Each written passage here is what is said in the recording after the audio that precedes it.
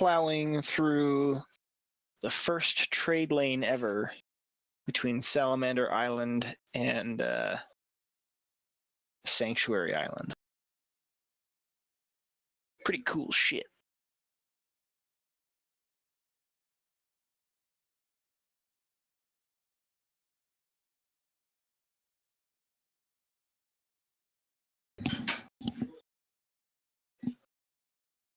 Hello? Hi. Hello. Oh. Goodness.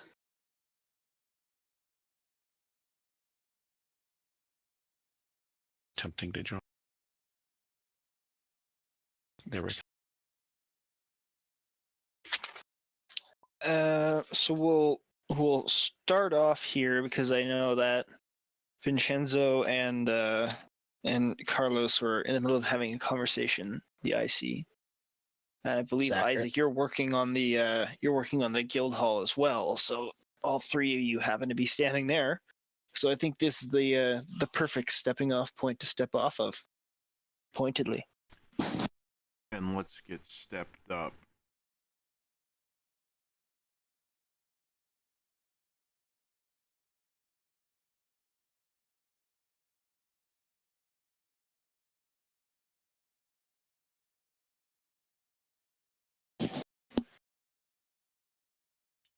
Well, get stepping there, fellas. Well, where are we at in the process? You're talking about, I don't know, Talking to Carlos about naming stuff. Naming stuff. You don't have to like follow directly off the lines like script reading. Like just, go. You're chatting about names for the guild hall. Here's your opportunity to chat about names for the guild hall.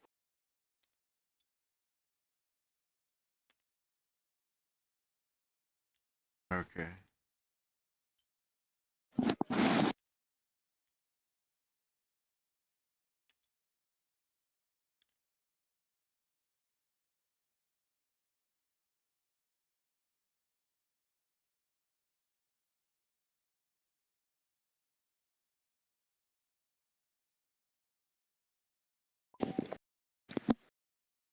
I'm kind of excited to see what happens at intro's night. Well, Knight is not here to play today. He's here as an observer. Oh. Because his character sheet's not fully ready, but he will be here on Thursday. Oh. Yeah. His Texas group that he normally watches on Sundays canceled at the last minute, so he had suddenly the evening free when he wasn't intending to.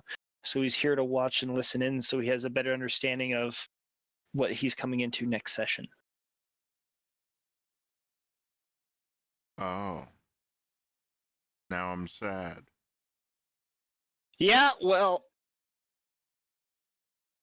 such is life sometimes.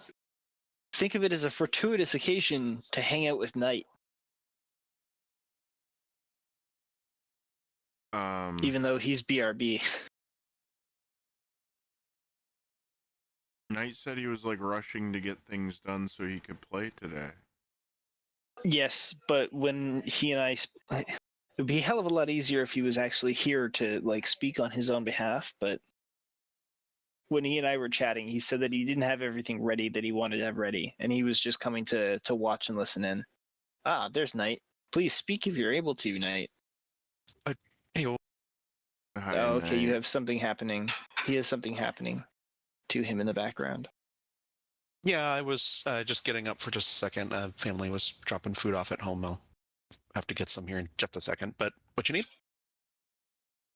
They're asking why you're observing and not playing, and I tried explaining it to them, but someone still has questions.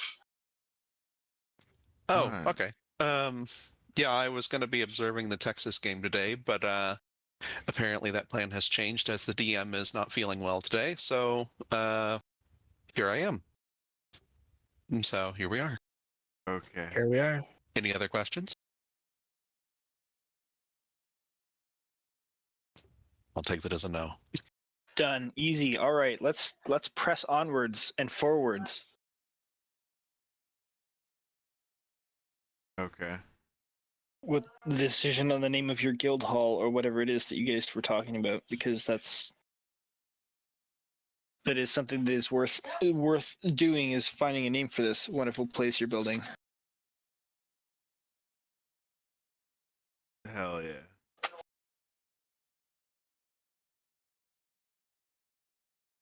For all intents and purposes, Isaac, you are nearby and within easy earshot at this time, seeing as you are working on this project. Unless we'll decide to discuss this, I will continue working. Deadly. All right, cool. I believe we're waiting on Vinshenzo to respond. I believe that I had mentioned that it's a open-ended start Well, to this Carlos discussion. already said something, so Okay. Yeah. I'm not going to say more until... All right. I'm glad that you made your intentions known. That way we at least understand what you're waiting for. Carlos said, well, clearly you must have had some time to think on this. Admittedly, I have given it a little thought myself, but I'm curious to hear what you have come up with first. Yep, everyone can read. Okay. Sorry. Everyone. Oh.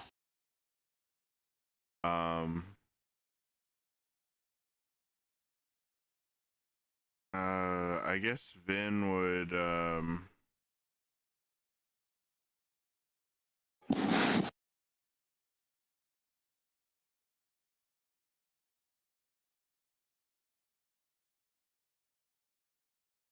I guess Vin would,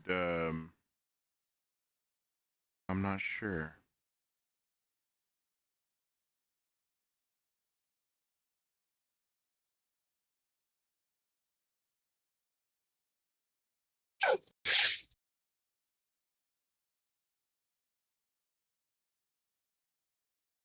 I think Vin would retreat and, say he's undecided as of yet. Like physically retreat or verbally retreat? Verbally retreat right now. Okay. Well, if you're undecided, there's a name I was playing with before. Perhaps Vagabond's Rest. I believe it encompasses all of us a little bit. Calls back to ourselves.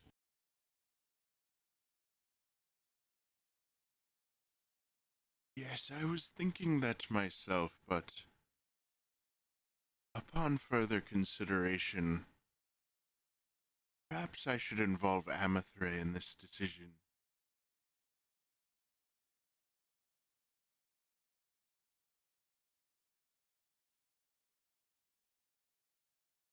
If you want, I suppose that's your choice. Although I'm not sure how much she has to do with our tavern.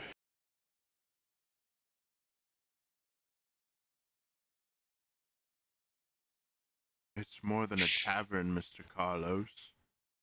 Oh, you know what I mean. Tavern / theater. It will be the first meaningful addition to this settlement.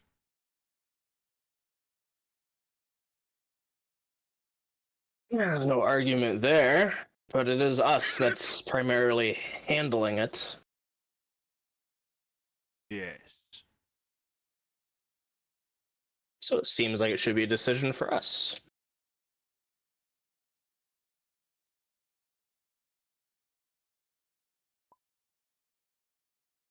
I wouldn't put it past. I wouldn't be so hasty to make a decision without consulting her. Considering her place in what society there is here. Well, just as long as you can come up with something, I suppose that should be fine. Yes.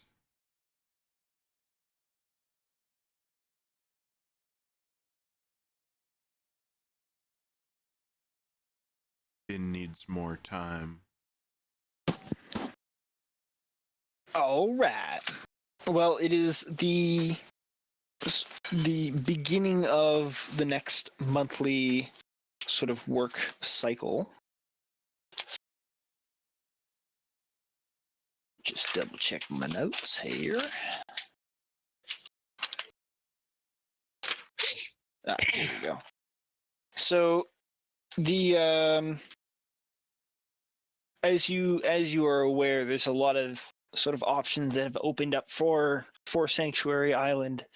The first alliance ship, Bark of Bullen, which was the one ship that was getting restored on the north side of the island, is making its maiden voyage around the coast to Port Horizon later today. On top of that, there's been a breakthrough given the fact that the lizardmen have showed up to amplify the workforce. The iron ore production has started to really come in, and they're harvesting about 40 pounds of iron ore a day.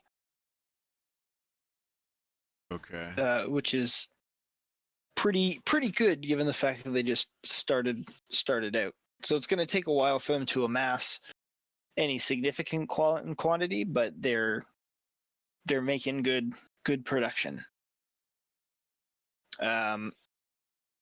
Yeah, because of the fact that the Bark of Bullen has finished its restoration, a decent portion of the workforce has opened up to be able to contribute to a lot of the projects. So the building of your tavern, should you wish to invest more in labor, it has now become available.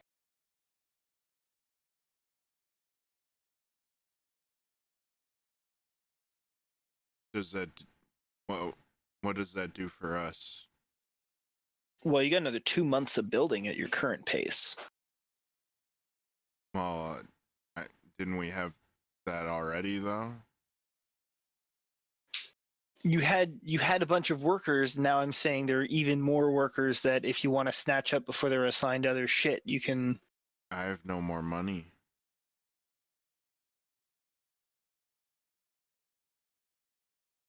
I don't think my leftover money would be able to hire anything significant to change the time by any significant margin.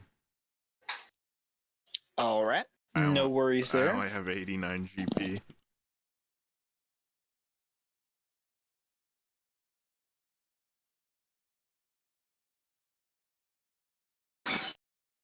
I don't know about everybody else, but yeah. I got 50 platinum and 29 gold. Ooh, platinum. All right. Well, you do, as I said, you do have another 2 months of work that the tavern has to undergo. Nephis is just hanging out on the ship. He's focusing on helping the other Tarvian fishers meet quota, or at least meet their intended quotas, while you guys are doing any of the building. He's happy to transport anybody anywhere they need to go. He's happy sailing the ship, but he's pretty much just tied to his ship right now.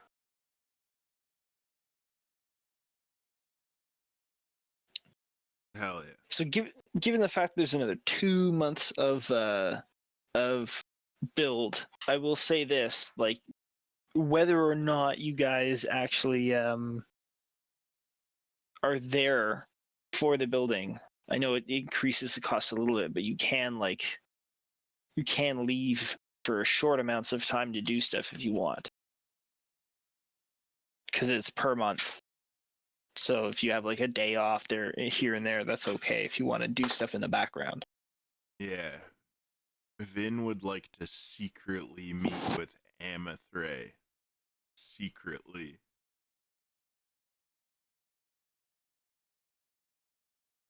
Secretly? Yeah. Okay. All right. And I'm assuming this would be, wait, secretly as in like in the middle of the day and not at home, or?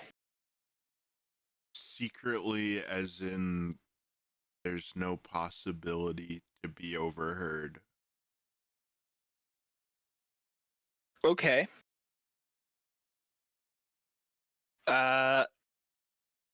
Amathray suggests that both of you take a walk I take on a the walk. shore. You guys take a walk on the shore to a fair distance away from the village. Close to the sea where it's hard to overhear at a distance, and there's enough beach where you can see anybody who would be able to hear you.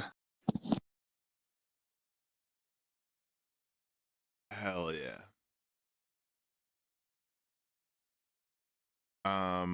Vin asks her how attached she is to the settlement here.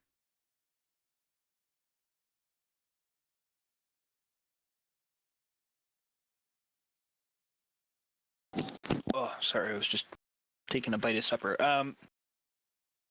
Amathray is quite attached to the settlement, given the fact that this is the last vestige of House Cairona that she has to hold on to. She feels incredibly responsible for the Drow soldiers that are here under her command, and under her watch, there's no way that she's going to allow any ill fortune to tarnish the name of House Cairona here in this new land.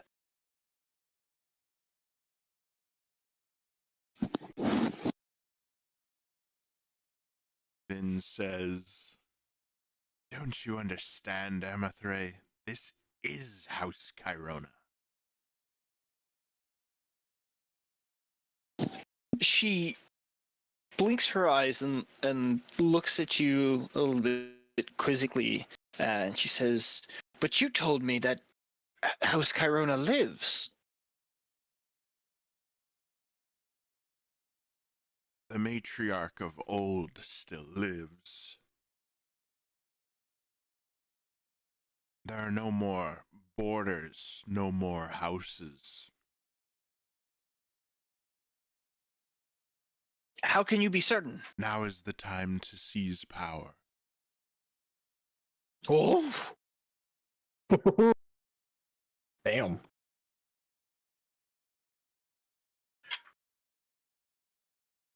my husband, do you understand what you are saying? Vin nods. She sort of gestures around her to indicate their surroundings. Then what better foothold than this? A place where we already have allies and security. Vin nods.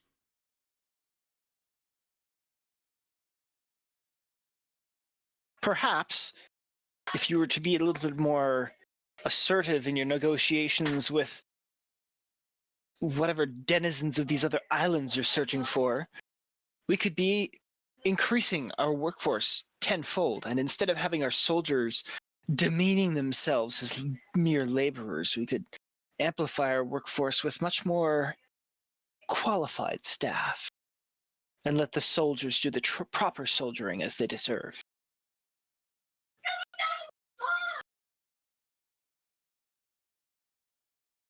Do not allow yourself to be so narrow-minded, Amathray. Do not allow yourself to be so naive, Vinshenzo. You know our houses were built on forced labor. There's nothing different here. Now that we have an extra ship, we can protect our power twice over. We need our soldiers and sailors doing their jobs.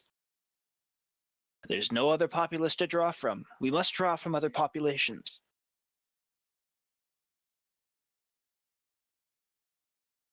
I am only doing as you wished.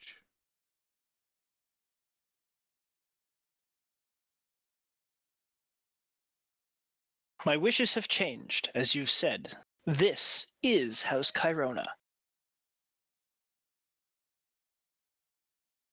Long live its new matriarch. She raises her hand up expectantly. You know, the sort of the monarch kiss the ring gesture. Oh. I kissed the ring. All right, and then fade to black, and we'll leave it there for that interaction. It gets Oh. spicy. Ooh, I didn't spicy. think she'd be so keen on on my idea. Well, she's the youngest daughter, right? Or she's the Yeah. younger S. Like there was never inheritance in the works for her unless her sisters died. Yeah. So Well, I wasn't expecting Chris to pick up on that. oh, dude, come on, give me a little bit of credit. Okay. There's no credit left to give. Shit, I'm all out. Maxed. Maxed out credit. Maxed out credit. Social credit score. Oh, I want to go see my uncle, but I can't take the bus. Yeah, cool. So Carlos and Isaac, Aye.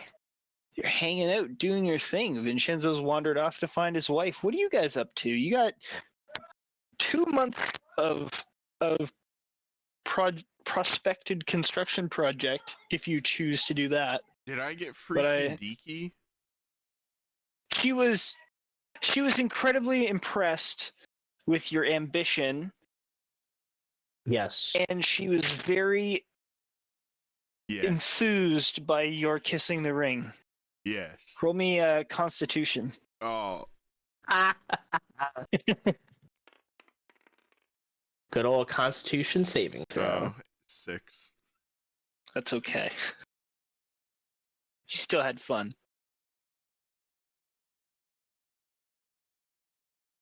What do you mean? It'll make sense when it makes sense. I know what it means. There you go, so you're okay. Anyways, we faded to black, so that means we're moving forward. And forward, I'm looking at Carlos and Isaac to see what direction they're trying to live their lives in. Waking from- up is the second hardest thing in the morning. Oh my.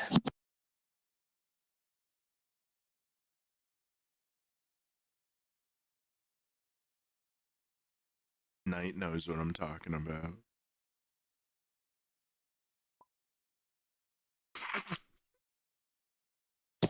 Try not to stumble over each other too much. I know you're both excited to like just jibber jabber, but restrain yourselves.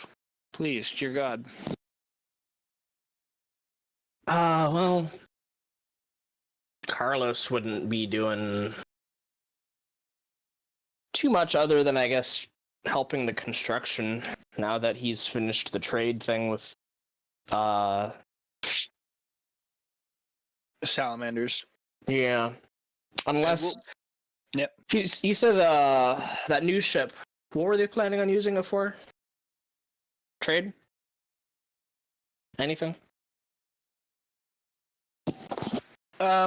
Contextually, in terms of state of time or place in time, they really haven't decided yet because, like, it's literally the maiden voyage. They are spending the day sailing around the entire coast to get to the port horizon to then, like, fill it with supplies and shit. Outstanding. Like, All right, well, if they chose a captain this morning. Well, if they're wanting someone to, like, be kind of like an ambassador for them for the trading, then Carlos would be open to that. But otherwise, he'd be helping with the construction of the tavern theater. If that is something that you are offering yourself as in a then they will gladly accept, as you are. He has the most experience with them. Yeah, you're a respected and well-traveled individual in this great new world. You're the intrepid explorer. They'd fucking love to have you along. Sure. And your first delivery,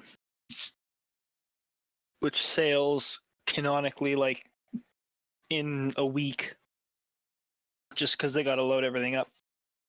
But your first delivery is going to be in grains. sacks of grain that is going to go to the lizard folk. Outstanding. As well as lumber that is going to go to the salamanders. And what little of the, well, not what little of, but a decent chunk of the iron ore that they have is going to go there. The Standing. dwarf master smith is beginning to refine a portion of the iron here at Sanctuary Island to be able to put it to use towards making tools and such like that. The intention being that they're going to try and make better shit, because right now they're using like battle axes and weapons of war to either like mutilate their spears and shit to turn them into scythes or other stuff. So they're gonna try and make proper farming equipment so they don't have to abuse their weapons anymore. That would be good. Would be. So that's the intention there. That's gonna take a month to get going. But yeah, that's the plan with the traders. Or the new Sounds traders. good The to me. captain. Oh, Our captain. The brand new captain, who is one of the more experienced Tarvian sailors, is named Marcus Quintus Viserius, oh my God. and he was chosen as he had the most experience among all the seafaring men. Maximus Decimus Meridius. Yes, and he will have his vengeance. Or so he's been chosen as the captain, and he has a collection of the Tarvian and Westland sailors that are going to work as his crew. Which means there's a few less fishermen, but that's okay because Nephis is helping out for now. All Nephis ever wanted to do was fish. Yeah, he's probably having a really good time right now. But it's bittersweet because his village is gone. He's got a new village. That's fair. I mean, I'm sure it's still bittersweet and fresh, but at least there is a village, Yeah. So that is the crew. There's 8 of them, not including the captain. So nine crew plus you, the ambassador. And they will spend the remainder of the month plying the new trade lane to send and receive cargo.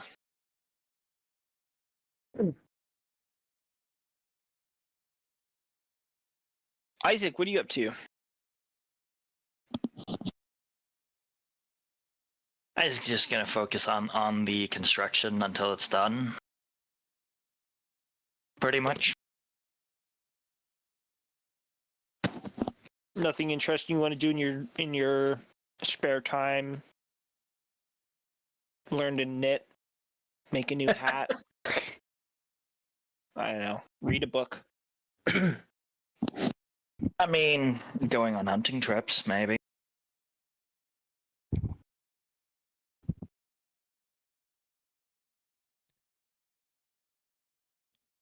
Hell yeah. Hell yeah, indeed. All right. And Vinshenzo, lastly, after this sparkling revelation that you and Amithray have enjoyed, what is it you plan to do for the rest of the month? So as much as I'd like to go and find skilled artists and performers to fill the guild hall, can I really afford to go away for a few days / weeks? I don't think I can. Could you say that again? My headphones randomly just blew out. Okay. I'm sorry. I'm just trying to remember. I just woke up. I'm sorry. As much as I would like to go far away lands to find artists and performers, I don't think I can really afford to, because the offset of my labor was like adjusted into like the cost of the guild hall. Well, I mean, I guess I could cover the others, because what, 50 platinum, that's 500 gold, right? Yeah. Yeah. But then I'd want 10% instead of 5. Listen, there's no. I'm not trying to ask if you want to rush off. Like, you don't have to. If you want to spend the next 2 months focusing on the guild hall and then go conquer the world, fuck yeah, that's cool. I'm just asking what it is you want to do. If you're saying I can do that, then sure I will. But I'm just asking if there's anything you want to do in your downtime, because you got to remember this is like the amount of time that you spend during the day might mostly be focused on this building project, but there's time afterwards where throughout the course of a month you have all of this spare time to do something, and that doesn't hinder your ability to build the project. It's just, hey, what are you doing in your downtime? Is there any extra shit that you got going on? I get that, but like Amithray was like kind of putting it heavy on like, hey, get out there and find people. And Vin wants to find like skilled artists and whatever to fill the guild hall, but I don't think I can right now. You could focus on the local area first, like just the town, and see if there's anyone that has any skills. It's not like you can't do that after working on the tavern all day. Yeah. Look, there's no wrong answer here. I'm just curious as to if there was anything that you wanted to do.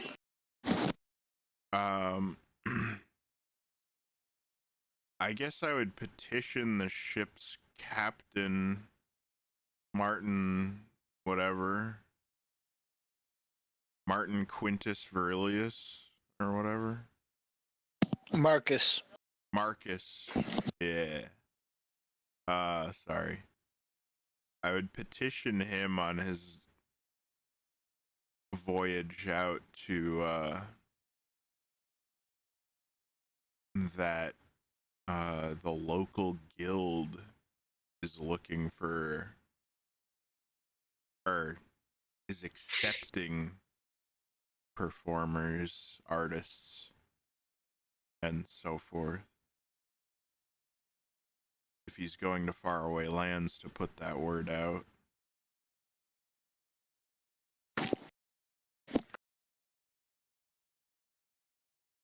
He says he will he'll pass the word along through the ambassador to see what they can find.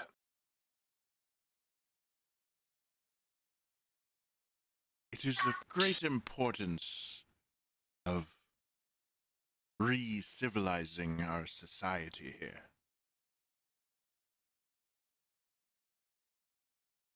He says he'll do his best. Those that do not have culture do not have a place in the world.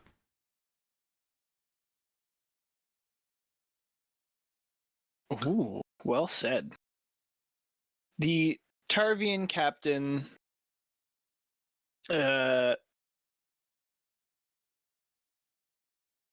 nods his head and agrees with you and says he will do his best to find some worthy performers for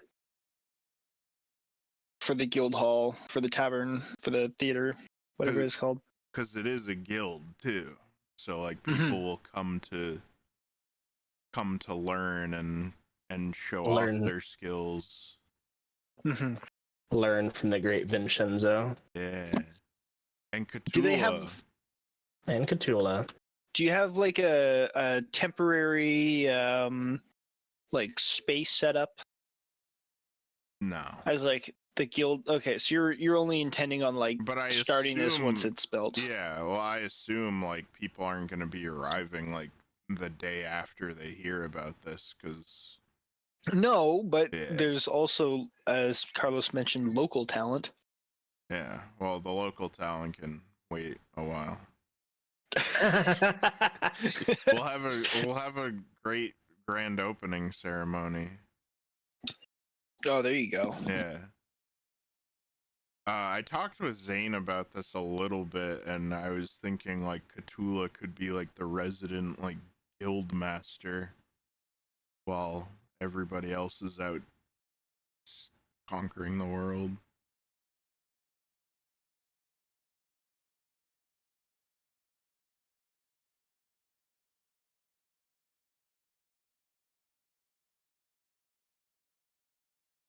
Yeah, I'm cool with that. That sounds like a really good idea. Yeah.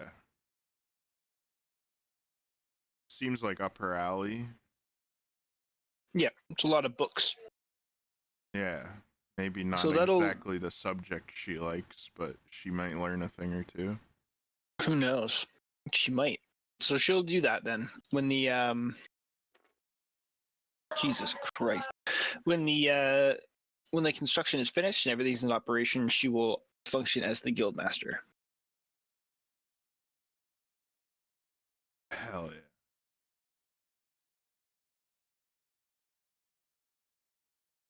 All right. So a month goes by. Mr. Santiago, you voyage across the sea to Salamander Island. Stan? Marcus was one of the sailors that came with you guys on the last trading run, so he's able to navigate the way Perfect. pretty confidently. And your first stop is at the lizard folk village. And as you guys pull into the little harbor here, a little bay area here, you notice that there's a section right down here that's actually being cleared out, and a very rudimentary looking, pretty sketchy pier has sort of been built not quite deep enough into the water. Oh wait, can I tell the same thing to Carlos retroactively before he left? Yeah, well, the message would have been passed on no matter what. Okay. Hell Because, yeah. you know what to do, Carlos. Yeah, ask a bunch of lizards if they have a culture. So, yeah, Marcus looks at this shamble of a pier, and he audibly sighs and says, "We're not docking there. Get the rowboats." He crashes into it. Well, there Build was it an again. attempt. Look, once they finish building the guild hall, they'll have the skills to build a dock. That's right.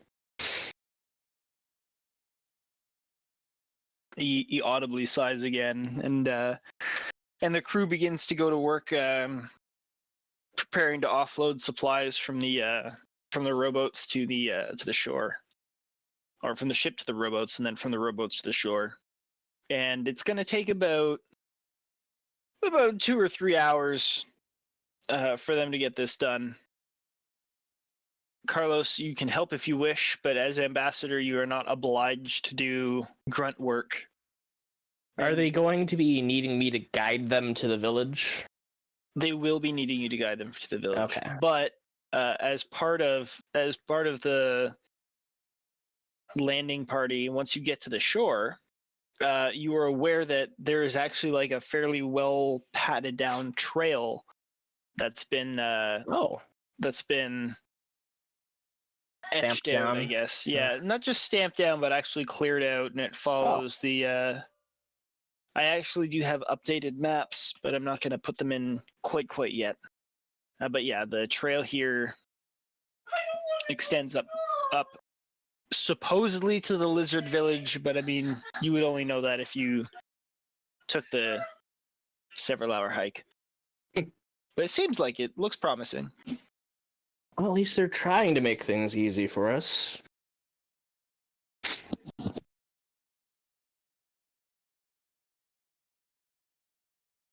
So yeah, with that in mind, shouldn't be too hard for them to figure out how to get to the village if it's that way the whole way.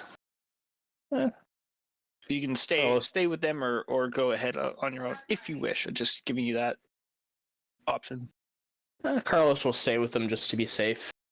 Yeah, for sure. Who knows what's in those woods? Exactly. Ooh.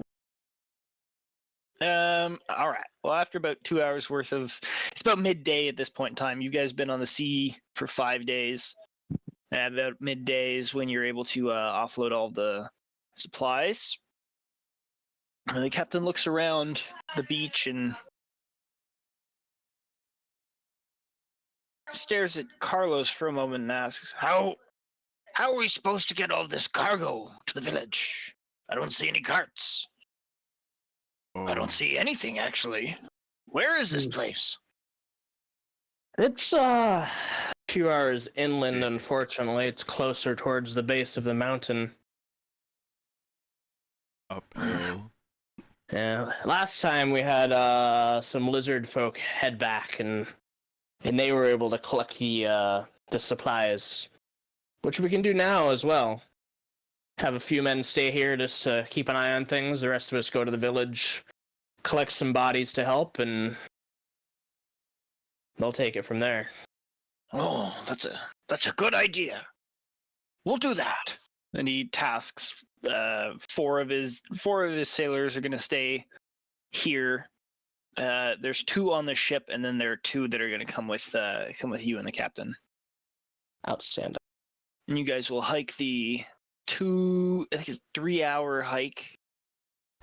Yes, the 3-hour hike that it takes to get to the lizard folk village. So you get there by mid-afternoon, and you can tell that somebody's been making friends because there's evidence of fire newt tools.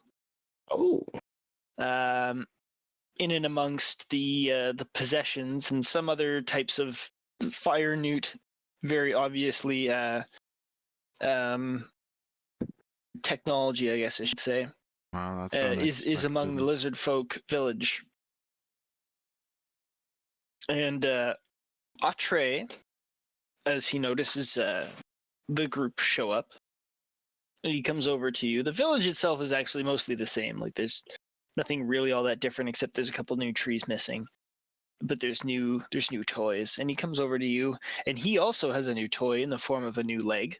Not a new leg, but a new stump. Prosthetic. Yeah, a new prosthetic, which is also made of metal.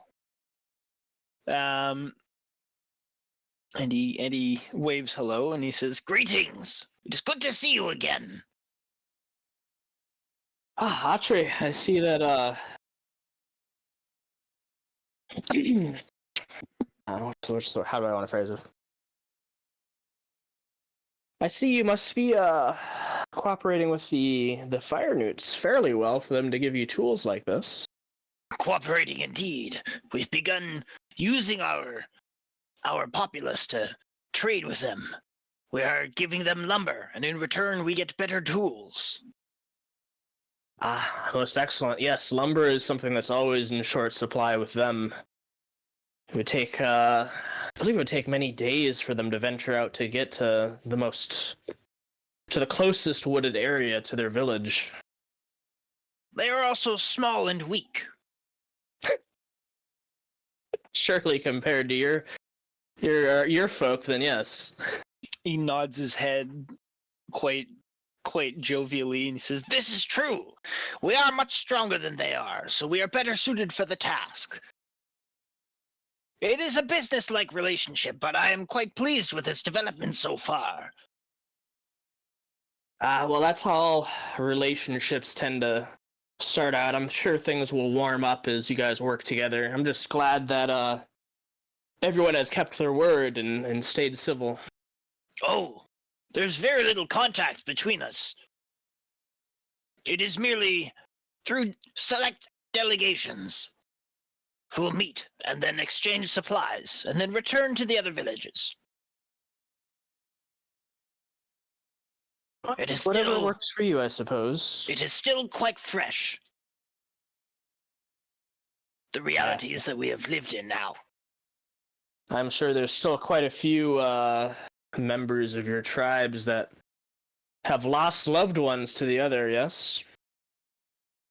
And the same goes for the fire newts and the salamanders. It will take time. Time heals all wounds. And he pats his stump leg. Most wounds, maybe. Indeed.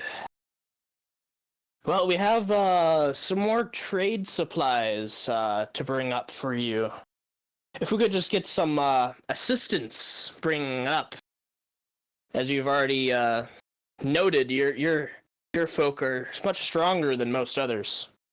His eyes light up in the not very noticeable yet noticeable way the lizards can, and he gestures over at one of the longhouses that you never really have had the opportunity to go to. It's just sort of a background, not very interesting longhouse. And he says, We have made something of our own. We have begun expressing lizard ingenuity. We have created a device that will help us bring your supplies and ours to and from the ship with great efficiency. Really? And Tell me more. He proudly stumps his way over to the longhouse, which you can tell was once somebody's residence that has now been converted into effectively what a grown child's impression of an adult's workshop would look like. Like the Fisher-Price cottage, except somebody really was serious about it. And inside that, they have some very securely tied, like overly tied logs strapped together to make quite crude sleds that have a long rope, series of like rope harnesses that are tied to the front of it. And he proudly says, This shall carry everything we need to and from. It is powered by lizard legs.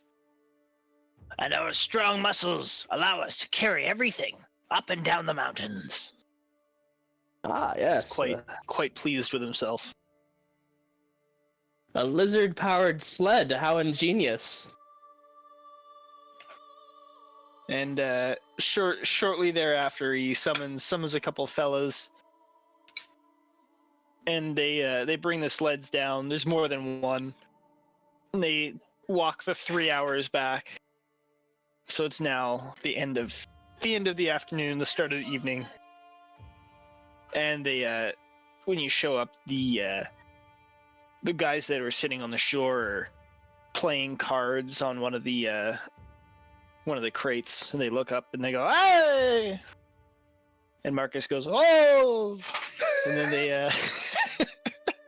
and then the lizards make a little camp for the night in the woods, and they'll help bring all this shit up in the morning. Splendid. Medley. There's no overly remarkable thing that happens through the process of the transaction for, between the captain and Autre and the exchanging of supplies.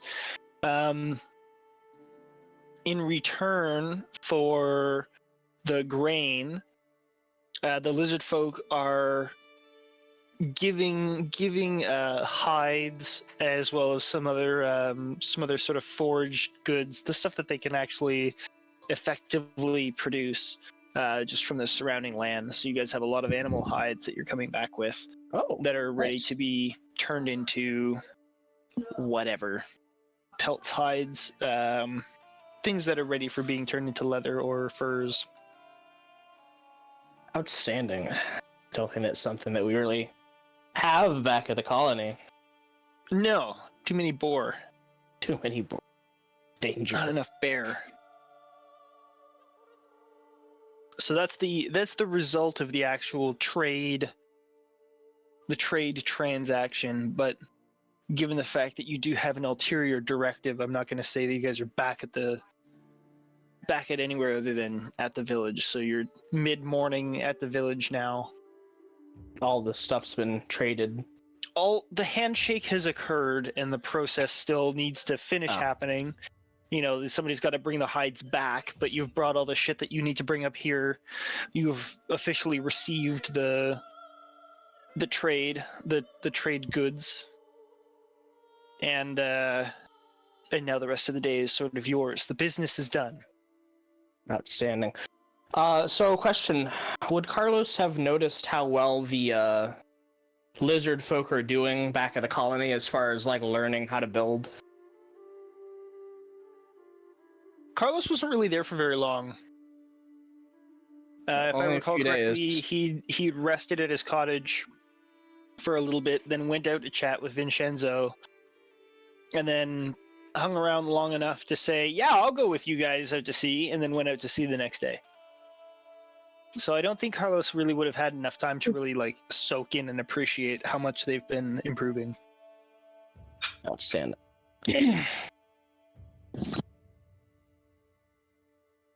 Well, in that case, However, Hmm? sorry. However, Atre does ask you about his kinfolk who are gone from home. well, as I'm sure you're aware, I've been busy with my own duties. A lot of it is sailing back and forth, trading with yourselves and the Fire Newts. I haven't had a lot of time to observe your kin, but I also have not heard any complaints. Their strong bodies are quite adept for building and construction. He hands you a satchel that he had been carrying over his shoulder, and he says, If you could, deliver this to my kin. They are tokens and trinkets from family and friends to help remind them of home. Of course, I'll make sure it gets to them personally. You will not understand the writing and inscriptions, but they will know which is which. Is there any in particular that is the leader of the group?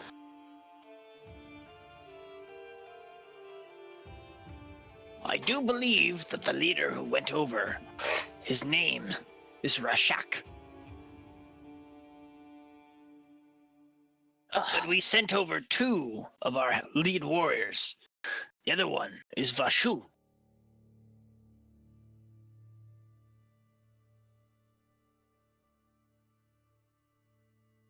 Not to worry, I'll ensure it gets there. This is a most appreciated favor. Thank you, friend. Think nothing of it.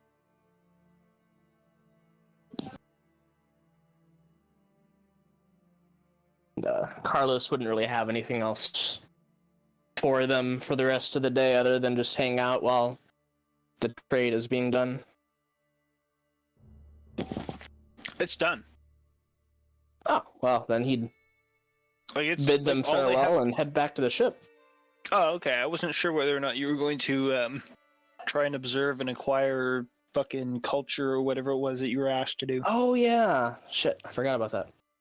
I would ask Atre if there's any, if they have any entertainers or the like that might be interested in going abroad to learn and also entertain. He scratches his chin with a long, gnarled claw.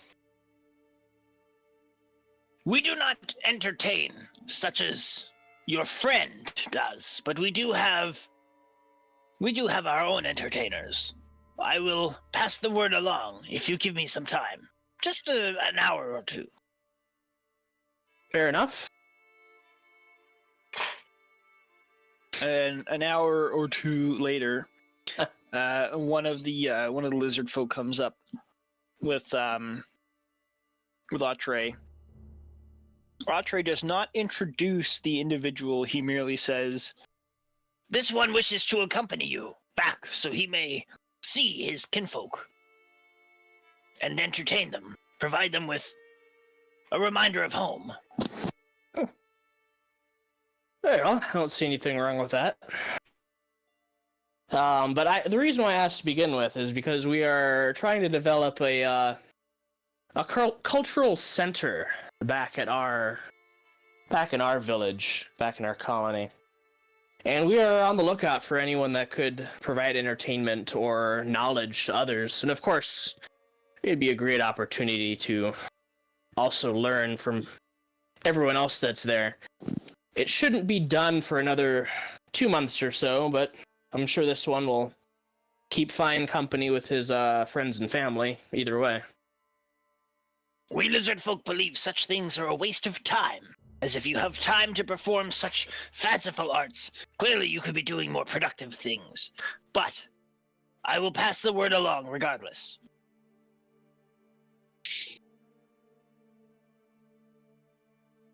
And keep in mind, it isn't all just entertainment and arts. Could also be some practical things to it. We're still looking into what all we want to do, but perhaps things like survival skills or combat or magic.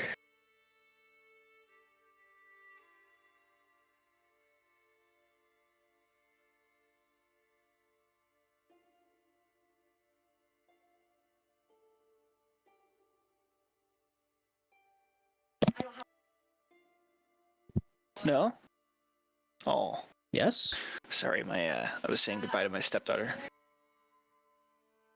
You're gonna have to repeat just the last little part, because she ambushed I me. don't remember what the last little part is. Okay, well, you were What do you remember hearing? You were talking about how the fact that I had mentioned that the lizard folk did not really care for that kind of stuff, and then you were mentioning that it was not just for entertainment, but there were actually more practical applications as well. Oh yeah, like examples he gave would be like survival skills or, combat related skills or perhaps even magic. They're still looking into the exact scope that they want to make their guild hall, but it is basically going to be like the cultural center for everything, like learning and knowledge and entertainment and what have you. Roll me persuasion. Sure, why not?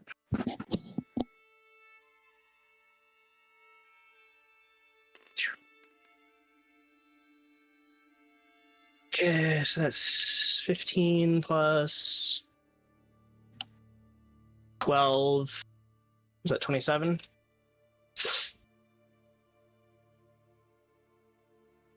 Yeah, 27. He is swayed by your argument of the more practical considerations of such a thing, and he more vehemently repeats that he will pass the word along, but with a little bit more like certainty, kind of, yeah, I'm going to do this. This seems legit now. Excellent. I'll have more news next time we arrive for trade, I'm sure. Probably be at least once more before the project is complete. He nods his head and says, I await your return. And I await our next meeting. Until then. Farewell, my friend, and good luck on the seas. and he hobbles off to tend to his duties. I look to the other lizard that Atre brought over, and I ask him, "Do you understand me?" He nods his head and stares at you unblinkingly. How unsettling. Here, your shaman gave me this bag of trinkets that is intended for your kin back home with us. But I feel like it would be better in your hands. You would be more familiar with them. It would be easier for you to find who they belong to. Are you like holding this out to him? Yes. He does not move to accept it and continues to silently stare at you unblinkingly. That's worse. All right, let's get going. Carlos will just hold on to the bag. he's gonna head off as soon as you start walking. He'll fall into step.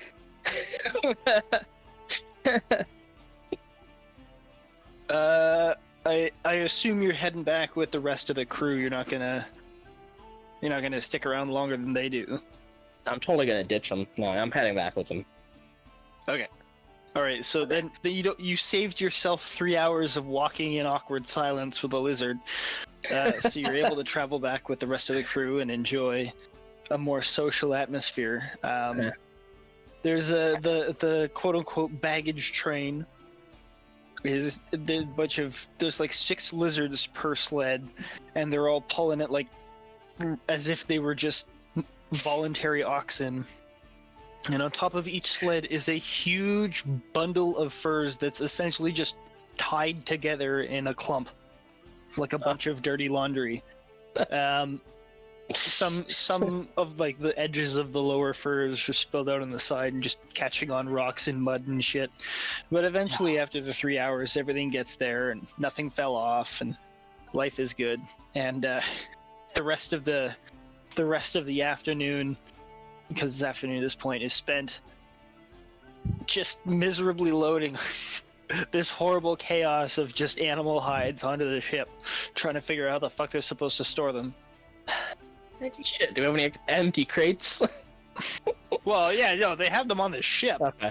You just gotta get like I said, you gotta get essentially bundles of dirty laundry onto a boat. This is awful. We need to give them some fucking crates. Yeah. They don't do crates. They Crates and carts. need some fucking... They're fine with their sleds, but definitely need crates. Something. Barrels, I don't know. So yeah, the next day you're able to set sail. I believe this is now to the fire newts. But as you do that, we're gonna dibble dabble on back to the rest of the crew.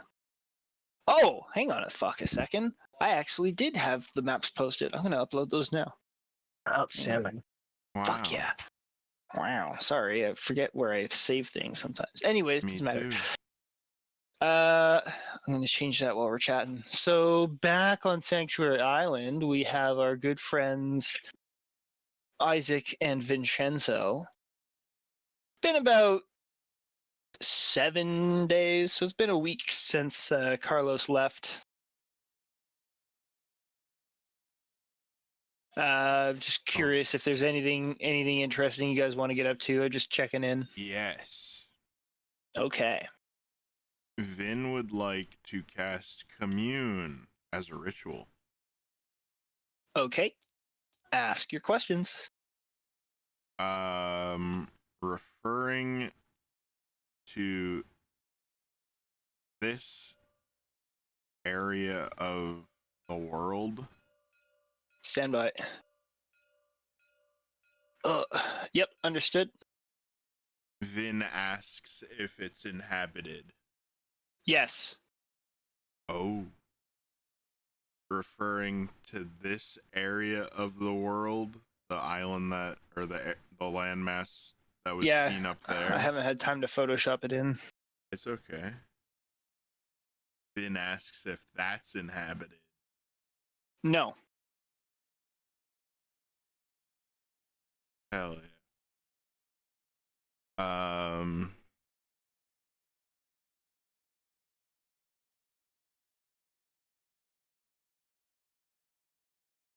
I guess I'll try this. Vin asks if he can be bestowed upon a gift to better serve Timora.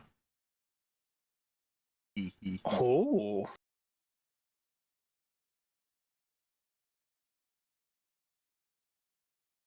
Let me do 100. Bye, sweetheart.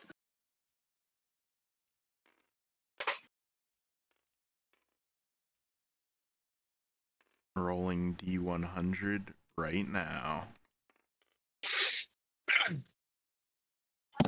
That is 50. Or no, yeah, that's 50. Right? Yeah, if this is the 10, this would be 50. Is the 10, it's 15, sorry. 15, eh? No. Okay. Vin nods and Denied. dispels the spell. Who has my other bardic inspiration die? Who took that? Give me that.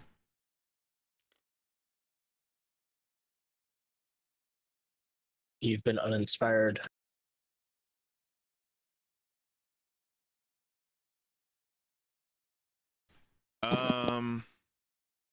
Yep. I don't know if I want to do this. Vin is arrogant. Vin would like to cast Sending on Lady Andril. Oh.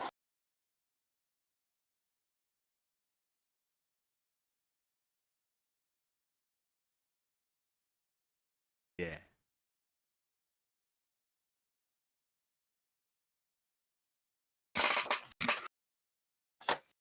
I'll give you a moment to compose your message. I'm ready. I'm ready for your message. Vinshenzo says, the newest matriarch of House Cairona rises to power. Will you be an ally?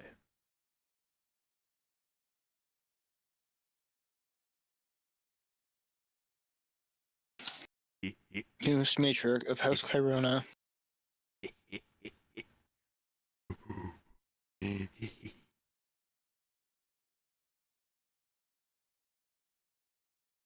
Vin is so arrogant right now. Damn, his wife's really been pumping him up. Yeah, in more ways than one. Yeah. I don't want to think about that. Okay. Just give me a moment to compose a response. I don't know if in your world the Underdark is a different plane, but if it's traveling across planes, I believe there's a 5% chance for it to fail. Roll me D100. Thank you for reminding me of that. Let me just see if that's the actual number. Sending. There, yeah, 5% chance. Okay, D100 go.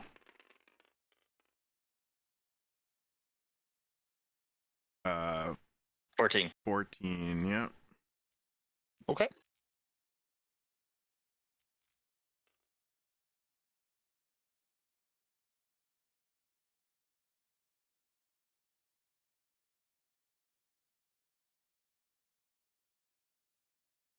Vin and Amethray are playing Crusader Kings.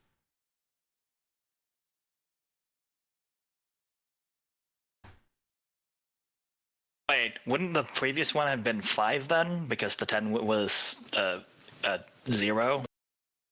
Doesn't the 0 mean 10? I think either way I would have failed that, though. Because I assume the having a 1 on the 10s would make it 10 plus whatever the other number is. Oh. So Yeah. being 0, it would be the only way you could get numbers below 10. Oh. I think either way I failed, so no big deal.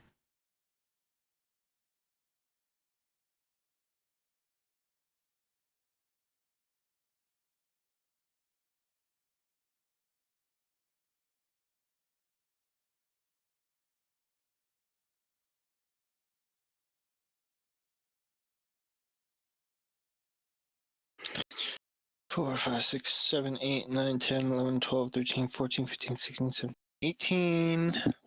Ooh. I'm excited. Out of 25, right? Yep.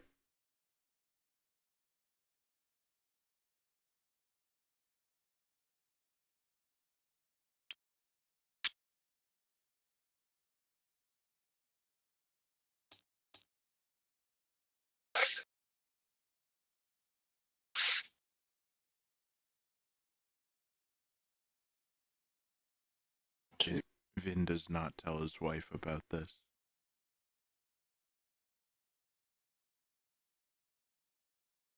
Ho ho ho, okay. The message you receive in response.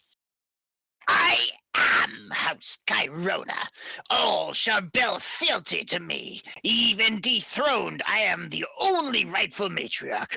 Bide your tongue, insolent whelp. She has drastically changed her voice. I can't remember how I did it. That was like a fucking year ago. Shut Yeah, up. It's fine. Now she's just that angry. She's turned evil. Yes. You have no power here, Gandalf the Grey. Exactly. Vin smiles to himself.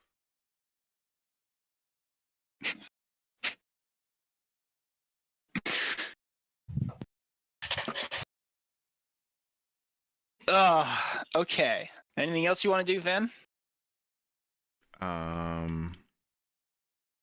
I've used a 3rd level spell, and that is true. all I will do. Oh, excuse me. Oh, that caught me by surprise. Alrighty then. Well, Carlos, Yes. sailing around the island, you find the Fire Newt, little estuary. Oh, where's my little boat? Here, hang on. Whoop-a-doop-a-doop-a-doop-a-doo. Whoop-a-doop-a-doop-a-doo. Here we go.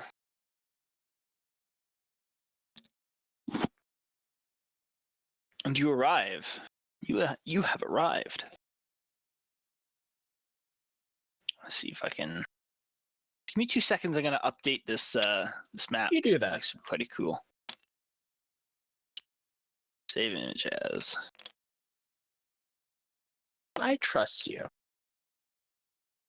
Oh. The way you said that sounds more ominous than trusting. Browse local files. Don't worry. I trust you. I trust you. Wink. This time. Okay, are you ready? Yes. I'm not ready. Oh, now I'm Oh, ready. okay. Okay. As long as we're both ready, that's all that matters. Vin would like Bah. to speak to Carlos at some point. Boom! Yes, it has a name now. Kingdom of Kikiv, Oh, as decided by the salamanders. I don't know where the boat went. Underneath, perhaps? I don't see it. Anyways, Kikiv. So this is the port here. Or the new entrance here. Oh, there it is. Kabloop! Thank you. You guys are here. I can erase these things now. Oh my god, we have real maps. So similar to the lizard folk, the Fire Newts have made an attempt at building a dock for you guys to land at, but this one is distinctly more stable and obviously much better constructed. It is made of carved stone and treated timber. Ah, so it's usable. It's usable, and Wide Horizons is able to just scooch right on up to port. Sorry, right on up to dock. The Wide Horizons? Oh, sorry, I stole your the ship. bark of. I'm used to there only being one ship. The bark of Bullen pulls into dock quite easily, and Captain Marcus Quintus Viserius III of Cairona. No, sorry, wrong one. Comes off, and there is a Tarvia. Thank you. There's a delegation of Fire Newts who seem as though they are permanently staffing this area. As you notice that just farther up the slope, there's a collection of smaller newt houses with a bunch of little newt babies running around and laundry being folded.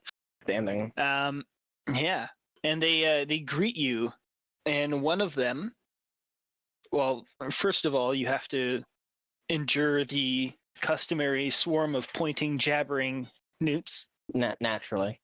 Naturally. Many of them that are now actually small enough to be head height with Carlos, which is the children. The rest of them are quite tall. Sorry. Hell yeah. They're super tall and very skinny, and I imagine them acting like rural Vietnamese children in like pre-Vietnam. Or in my head, that's how they behave. This is how I'm broadcasting them. Outstanding. Anyways, one of the fire newts who are clearly working here comes over to you. He has a longshoreman's pole, very long longshoreman's pole with a it's got a hook, but it's not an actual pointed hook. It's literally just meant for grabbing ropes out of the water if they fall in, on a long pole. How professional. He comes over to you and bows his head and puts his big bulbous newt hand to his chest and says, Greetings! Me! Graka! You, friend! Pleasure to meet you, Graka. We're here with trade. Yes, trade! Aye, Graka, trade! Remind me what we brought for the salamander for the fucking pyramid. lumber. Lumber and iron ore. Lumber and iron ore. We bring another shipment of lumber, as well as iron ore to be smelted. Yes, trade! Trade, come, trade! And he like gestures you as he starts walking off, and he's like pretty happy about the fact he's talking to the foreigners, like, ooh. I tell the captain. And now to the start newts are like getting- pointing at him too. I tell the captain, is he walking towards the boat or away from the boat? He's Yeah. walking away from the boat. He's walking. There's a path. It's a nice path that's been well worn in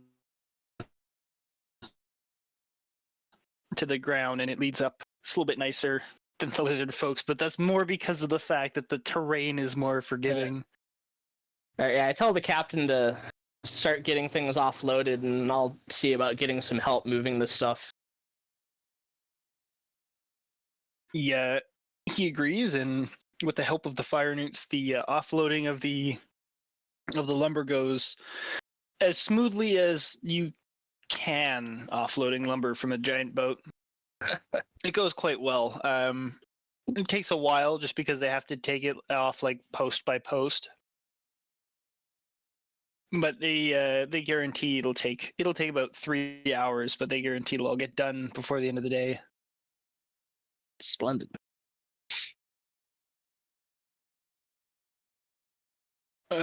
Sorry, what did you say that you were gonna do? Well, I thought there wasn't more people there, but there is. So yeah, I just tell them to get things offloaded, and the fire newts will help, and then I start following the really excited guy. All right. Well, he brings you across the island to where across the island to Kyiv. Called Kyiv? Yeah, across the island to Kyiv, which is the fire newt village. And you meet your customary good buddy, Skeeto, who welcomes you at the village while he's on patrol. He's on top of his strider now.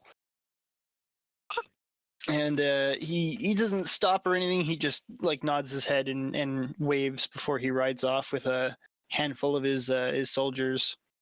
Still got that dragon scale shield. Oh yeah, he does. In fact, his other warriors have dragon scale shields too. Oh. Yeah, it's not quite as nice as his shield. As his shield is entirely scales. Theirs are not quite full coverage. Got it. But yeah, so they head off on patrol, and then towards the center of town, Apu meets you. And he brings you excitedly over to a newly constructed building. And he says, "Ah, friend, I must tell you, good things happening here. We have made a schoolhouse to teach. We will teach our people common.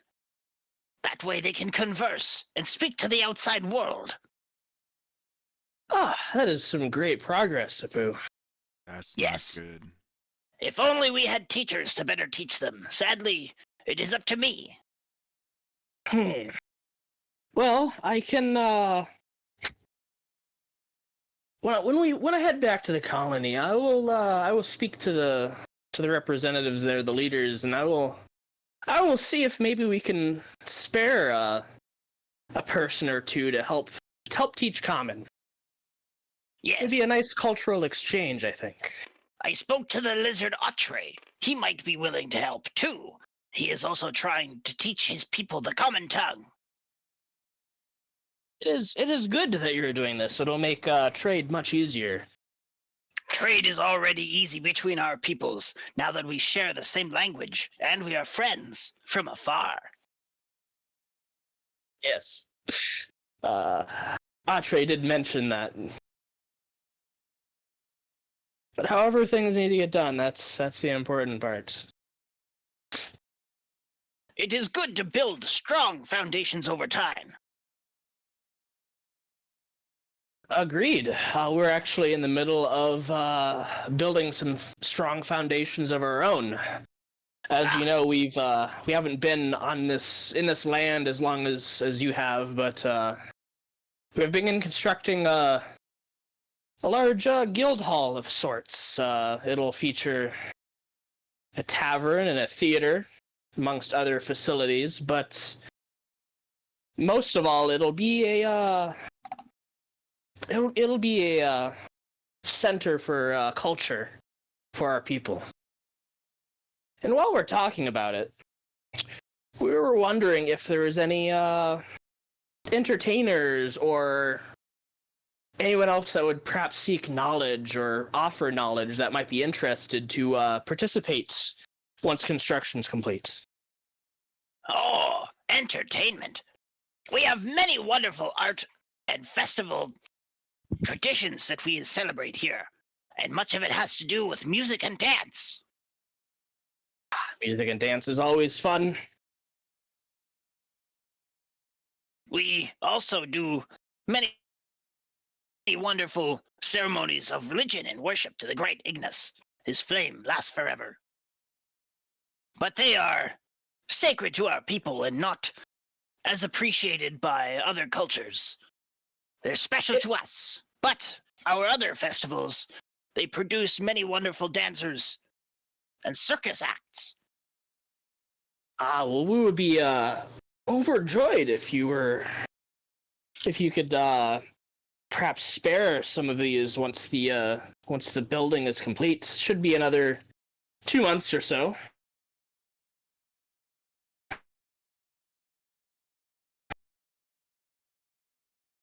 It'll be a great way to closer to. I will share this with my people, but be aware, us fire newts, we are chained to our homes, in a manner of speak. We require the hot springs.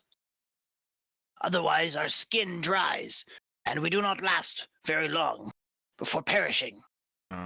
If we are to come visit, you must at least have somewhere that we can come and refresh ourselves.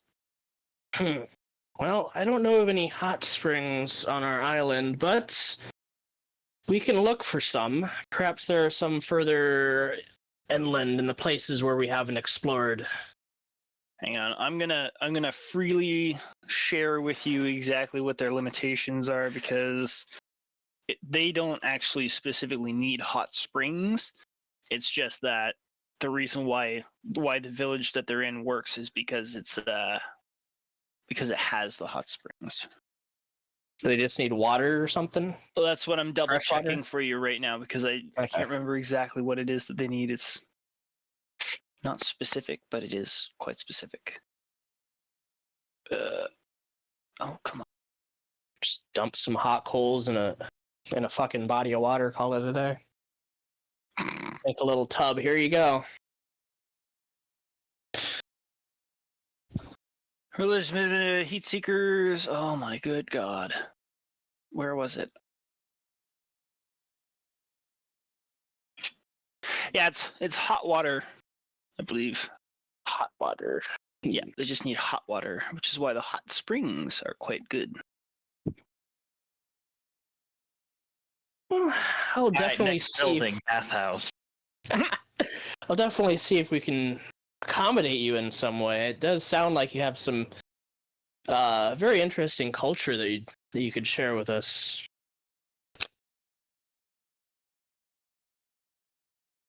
I eagerly await the opportunity to explore.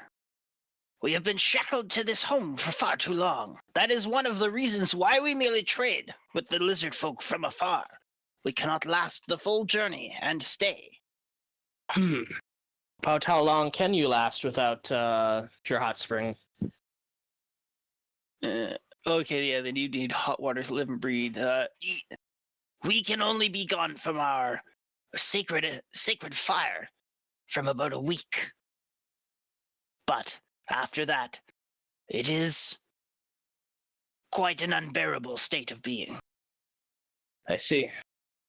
Well, the journey across the sea takes about 5 days, give or take, depending on how the sea treats us. That would be pushing it close already, but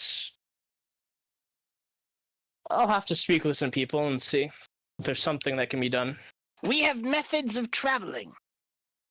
That part is fine. They are just not methods that are suitable for staying in a place longer term.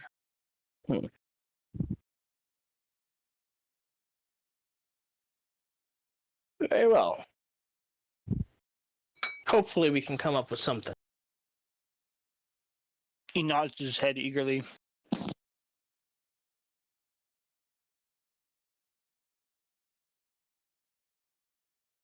But moving on from that, of course, since I'm here, we come bearing trade. We have another shipment of lumber, as well as some raw ore we're hoping that you could smelt for us. Metal, a gift indeed. We have ran low on any of our last supply. Yes, we've just started production quite recently, so there isn't a lot right now. But we will have more in the future, especially once production ramps up. All right. So they can. They've produced a surplus of the stone that they're harvesting, which is the black volcanic rock that they're using in their buildings. Mm-hmm. They manufactured more than they needed to, and they're willing to help offload that as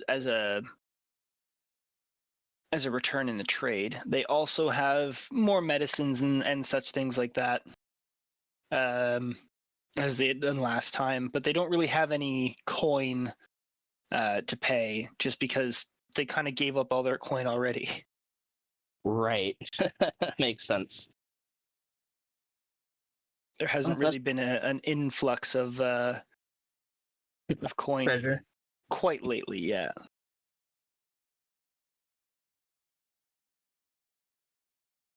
All right. Oh, and I also want to ask him about the weapons that I had asked to be made for myself and the others of my party. Excuse me. Yes, these gifts shall be among the first tools to be made with the iron that you have brought us. Most excellent. If you wish, you could stay, and within a few days our smiths shall have the weapons finished. Really? Only a few days?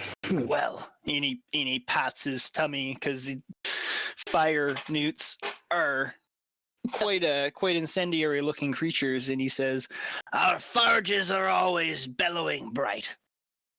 Ah, yes, of course. Suppose it would be easy for you. I will have to consult with the captain of the vessel, and if he's fine with staying here for a few days, then yes. But otherwise, we might have to delay that until next time we meet. For sure. Please, just tell me how long you intend to stay, and we will ensure that accommodations are provided.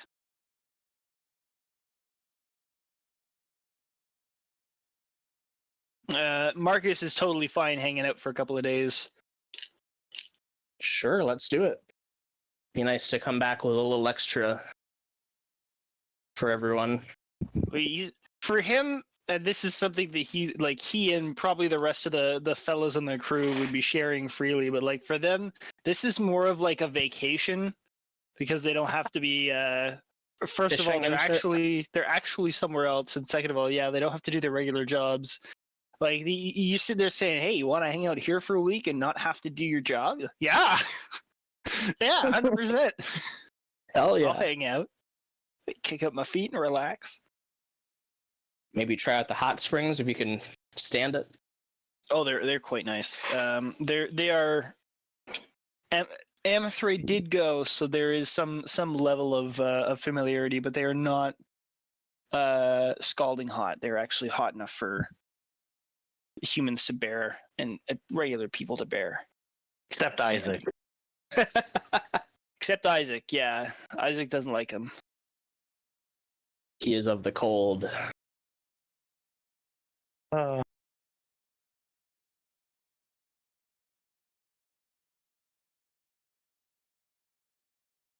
yeah. So eventually it takes about 4 days total. And you were provided with, what was the list of weapons that you had requested? I had it. I wrote it down. I think I put it somewhere, actually. Hold on, give me a second. I think you did as well.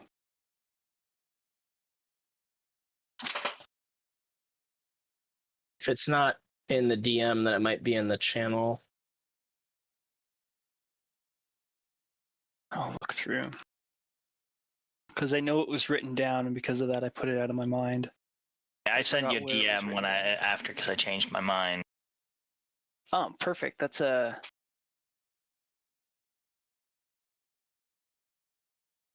18th of December. 18th of December. Yes. Maybe I sent it through like the fucking tabletop chat. I don't know. Fuck is it? Well, I know Isaac's getting. You can't. A longbow. You know what? Yeah, they are actually capable of doing that. So you can get a longbow. And I want to say it was like. I want to say it was like a pair of like daggers for Vinshenzo, a long sword for his wife, a saber for Nephis, and a rapier for Carlos. And I think that covers everyone. Don't know where that was present. Oh, there it is. Fucking Jesus Christ. Oh. Rapier, 2 daggers for Vinshenzo, longsword for Amathray, scimitar for Nephis, Isaac 2 hand axes, but he amended that because he wants a longbow. Did you amend the scimitar to a saber, I want to say? I think I said the wrong thing before. Oh, what's he have right now? He has... Doesn't he have like one of the Short short swords and something else? Who, me? No, Nephis. Nephis. Oh. Man. When I last played with him, I remember he had 2 short Saber of swords. sharpness. Oh yeah. So, but before he got the salamander short sword, he had a silvered saber of sharpness. Yeah, so saber. Oh boy. Yep, saber. Okay. Cool. So, Isaac, I'm just going to tell you, even though you're not getting them right away, but you will get them when Carlos gets back. You get the longbow, which is cool. You also get a bunch of cast metal arrows. So there's like there's no feathers, no wood, no nothing. It's entirely just metal. But it's quite lightweight. Oh. Each of them are quite lightweight, and they even the fletching is metal, and it's quite artful. It looks almost like bone or volcanic glass. It's quite dark, sleek, and sharp. The tips are barbed, and they are when shot. The actual process of firing the arrow is what adds the fire damage, because it going through the air heats up and actually sets fire. Oh, that's cool. Yeah, it's like basically the air gets forced in through the arrowhead, which heats up like a little core that the salamander put in, which sets the whole thing on fire. This is not metal, a subtle reusable. weapon. Yes, they are reusable, and you get 30 of them. Wow. You can buy more. The local. Wow. Because Drow. I know you'll need more, but there's only so many arrows they can make. Isaac anyways, isn't yes. happy unless he's carrying 120 arrows. Given the fact that he has... What's the longest kill you have made so far with that fucking longbow? I think I hit someone over 100 at like 200 feet. I think. I know it was a disadvantage. Yeah. I don't think it was 600 or close to 600, but I know it was with disadvantage.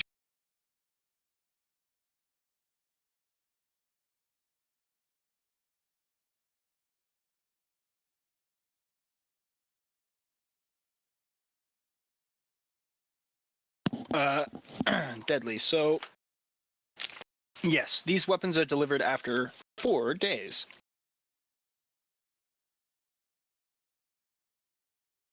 Is there any other interesting or uninteresting things you would like to do? Would you like to visit the hot springs? Well, if I was there for a few days, probably, yeah. I mean, you're there for 4 days. Okay, so you would have gone visit. Is there anything else you would have just done other than like sort of sit back and experience Fire Newt culture? Mostly that, walk around, maybe look around what they do.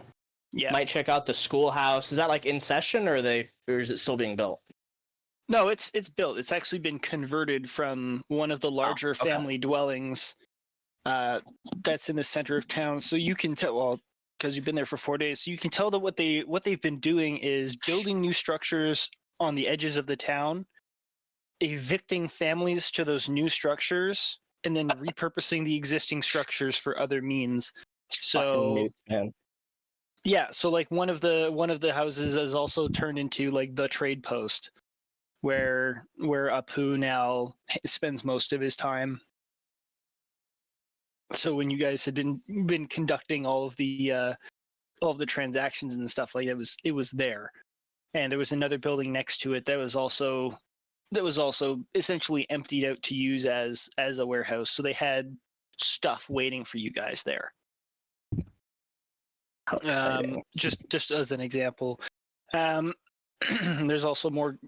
Yeah, they're quite an industrious little people, and every time you guys visit the town, like there's always more, and it seems like there's always more Fire Newts too.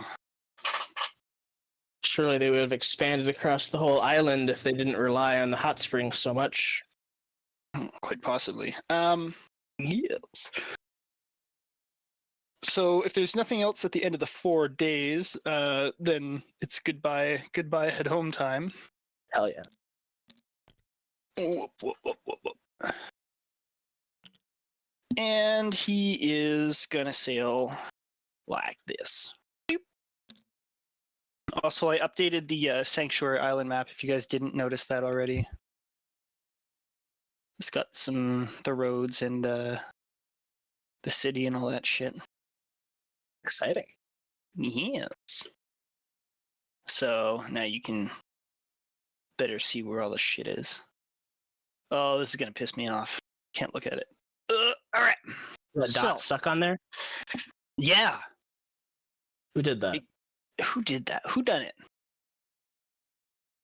This is gonna happen. So as you guys are sailing back, this is about day 2-ish.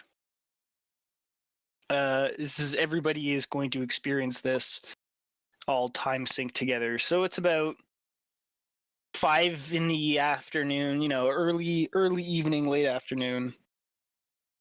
All of the construction work for the day has ceased. Everybody's getting ready for evening meal, going back to clean up and kick back, enjoy not being at work. Excuse me. And then at sea, the evening watch is changing over. You guys just sat down for some supper, some smoked fish. The ever-present maelstrom in the sky, that big, chaotic, essentially fainter second sun that has been prevalent these past it's 5 months now, begins to become disturbed and chaotic. And the swirling energies flash and expand, roiling and broiling and illuminating the sky, not in the same way that you guys had experienced it the first time when you were actually home.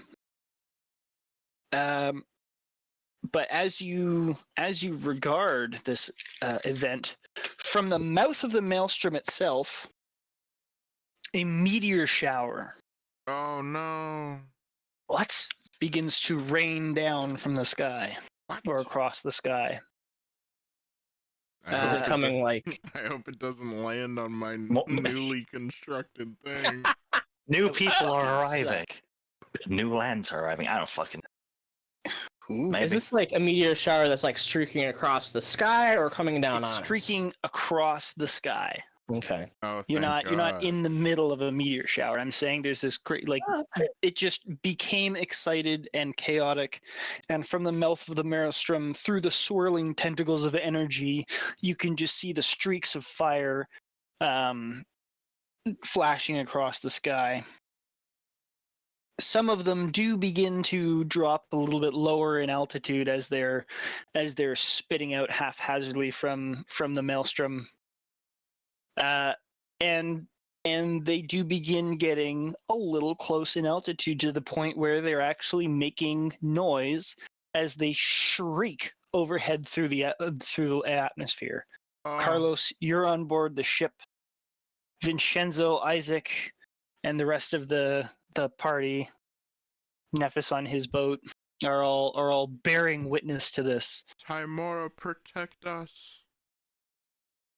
By the gods. Carlos, I'd like to get you to roll me perception as you're witnessing this to see if there's any potential dangers coming your way. Sure.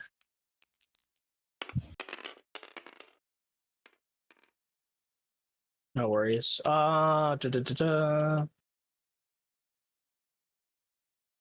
20, unnatural. Oh yeah, reliable talent. Yep. Nice. All right, give me 1 sec. Let me figure this out. It's one of the few things that makes rogues good.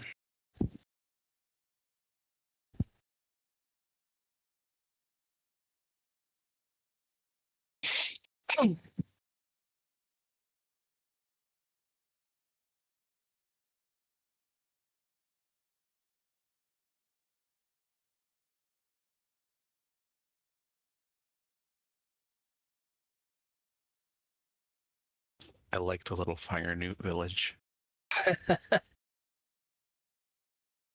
Knight, guys- Knight would have loved to be there for that. These guys seem awesome. Skeeto! Harpoon! Yeah, they're pretty fun. Yeah, so the meteors Knight, we're change. Oh no, we're not going to change things. We're not going to change things at all for you. You're gonna keep what happened to you. It's just going to be interesting. What happened? So, Carlos, Yes. as you are watching this craziness that is happening, you notice that some of the meteors that are getting quite low as they're extinguishing, the great ball of fire is beginning to extinguish. You can see that there are other objects that are also flying through the air that are not actually part of like this, whatever the fuck it is that was previously a giant ball of fire. What in the world is that? And you got an unnatural 20. You see what looks like a ship tumbling through the sky It's happening again. in the distance. It is to your where are you? You're there. It is to your southeast. So towards open sea. Because where am I right now? Like somewhere along this path? So you were, if you watch my hand, you guys came around here and you're about 2 days into the return journey that's leading you like this. Mm-hmm. So you're around about here on this path, and somewhere to your southeast is where you see shit tumbling down. I'm not saying it's like this far out, I'm just indicating the direction. Can I tell how far away it's landing? Oh, with your 20 perception, you can tell that it is just beyond the horizon.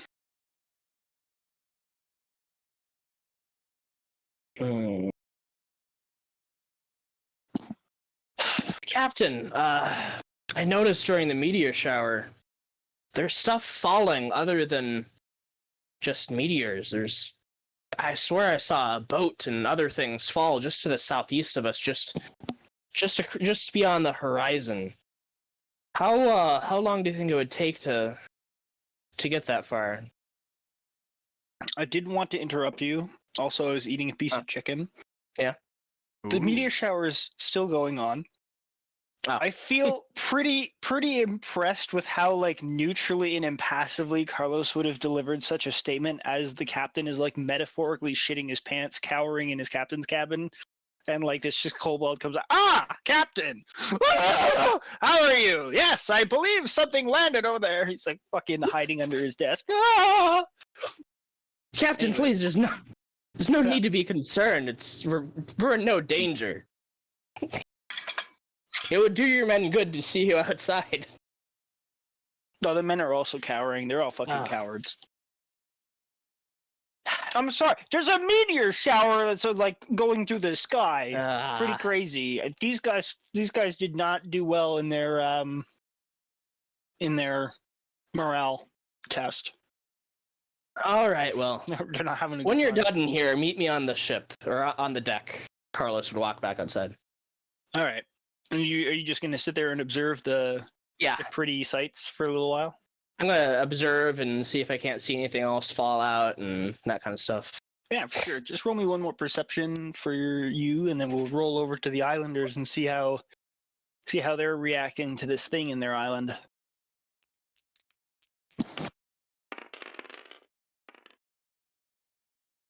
Okay, 10 anyway, so another unnatural 20. Yeah, you see other stuff. Is it all landing in the same spot, more or less? No, Maybe. it's landing in other places farther out, and it's some of it. It's like you're looking high up in the sky, and you see what looks like a building just sort of like break away from the fireball and collapse and just disintegrate midair. It's shit like that is what you're seeing. Another At what world point in time collapses. you swear you see something that looks like an elephant that is quite obviously dead, but is just sort of like spinning Oh my with a bunch of god. trees. Oh yeah, no, this is like absolute fucking chaos. Islanders, this crazy shit's going on. You guys see relatively the same sort of thing. There's stuff like it's getting close overhead. Nothing's in immediate danger zone to Port Horizon. Given the geography of the place, you can't really be assured of what's happening beyond the mountains on the other side of the island. But the bay and the village itself is in no immediate danger. So far. I would like to find Amethre as soon as possible. Okay, you find her at the center of town in the council pavilion, meeting with the other both Alliance councilmen and Sanctuary councilmen. They're all in a big circle. Some of them are still like running in from wherever they were. There's a sense of urgency in the atmosphere around them. When you enter, or when you eventually get nearby, Amethre looks up and beckons you over from whatever she's doing. I stand with her and put an arm around her,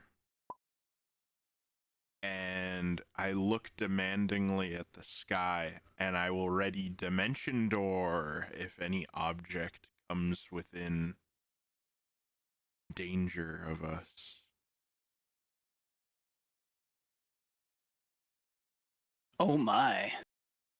She whispers into your ear as you attach yourself to her. So not she just whispers quietly, like, "Where are your friends? They should be here."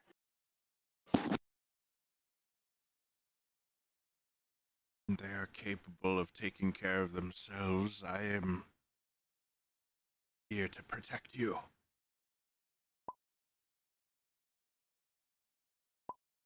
Stand with me.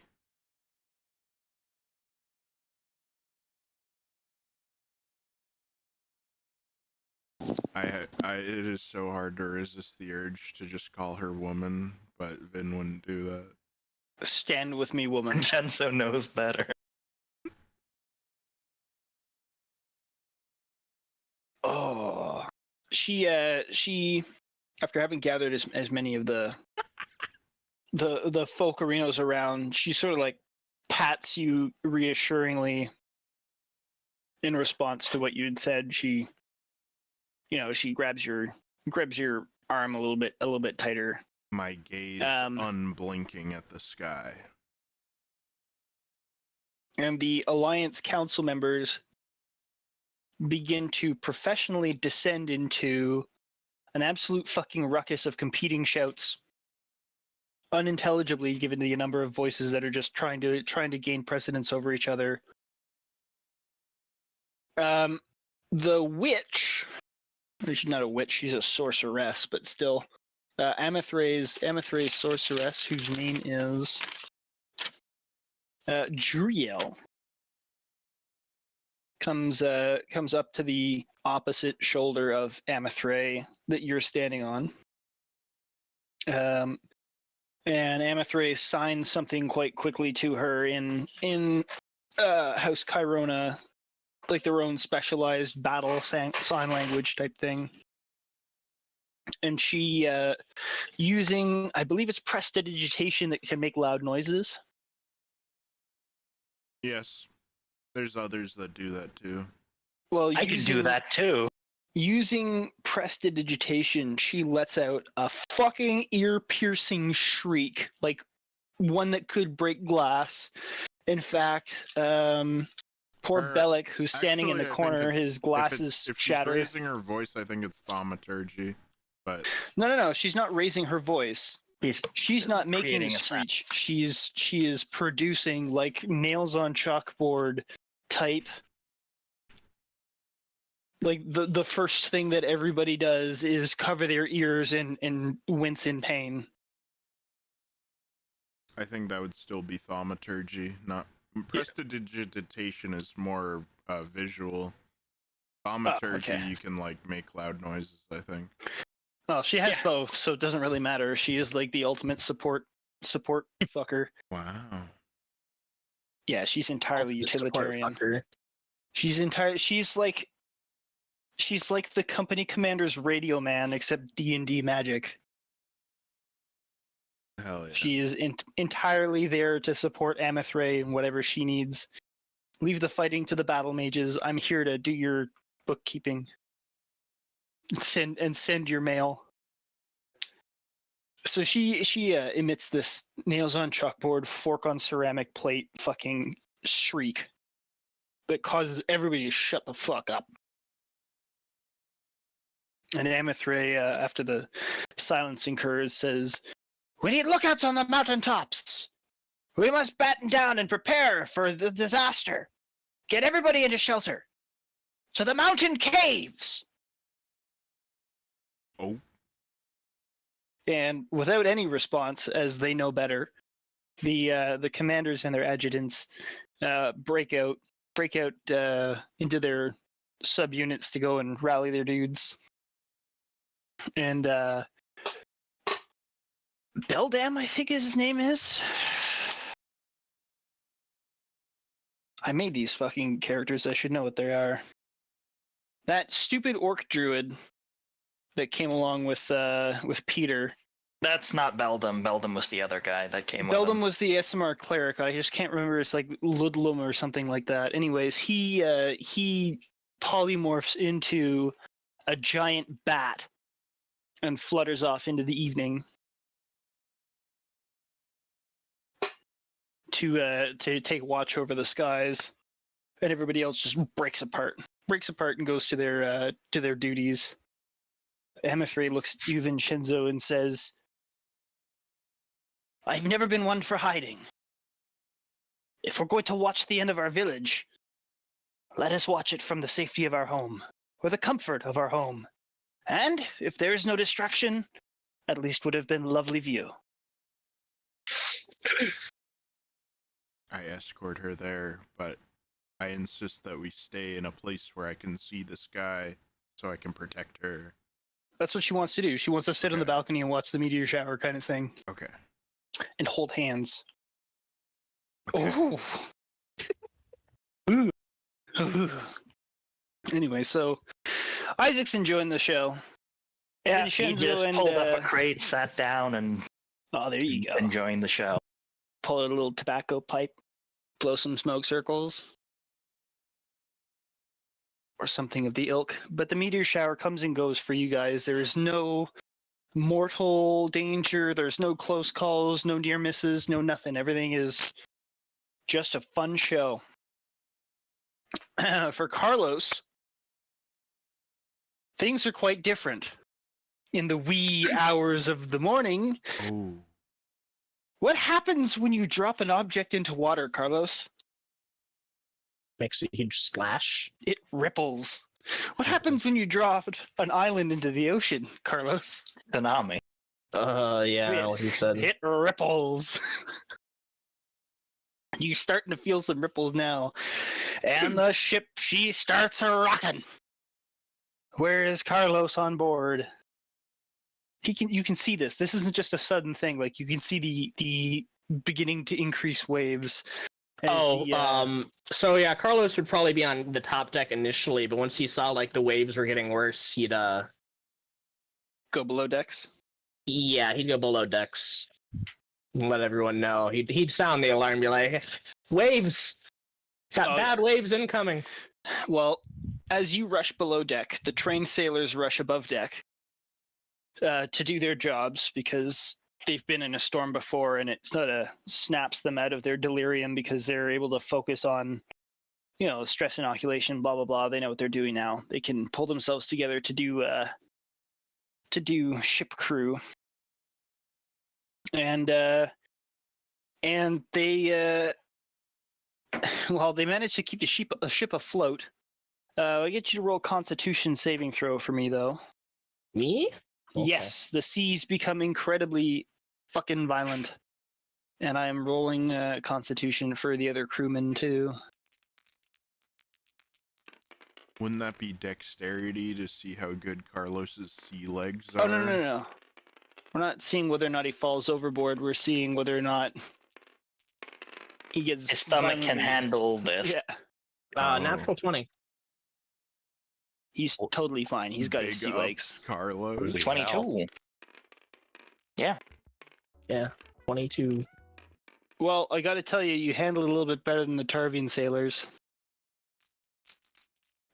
Two of them become incapacitated due to the violent rocking and the constant being thrown about the ship.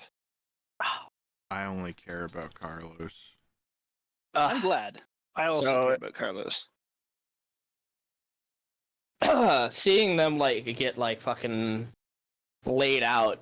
Oh yeah. Do they manage to get like below deck first, or are they just like above deck, just like This is fucking like two of the sailors going about their duties became incapacitated. Like one of them, he was rushing down to the lower deck to go like shut some hatches that were getting water in them, and as he was doing that, the ship just fucking whipped over to the side and he got thrown into one of the support beams and like got a concussion, and like he got fucking mangled. He In that didn't have his sense, he's sea not. legs. He just lost his balance and got hurt. Okay. And then, Carlos then the other guy, he went crunching into something. It's the violent rotating where something unfortunate happened, or he started just vomiting profusely because his stomach couldn't handle the horror that is being trapped in a sea. Carlos would tend to those two first, and after that, once they were like fine, if they needed more help above deck, he'd do what he could. Stand by. Standing by. Command. Well, I had one in the kitchen or the bathroom, but I can't find it. It was like a full bottle. I had one of my own that I used. I don't know where yours went. Sorry. Chris has been sipping from Ashley's bottle.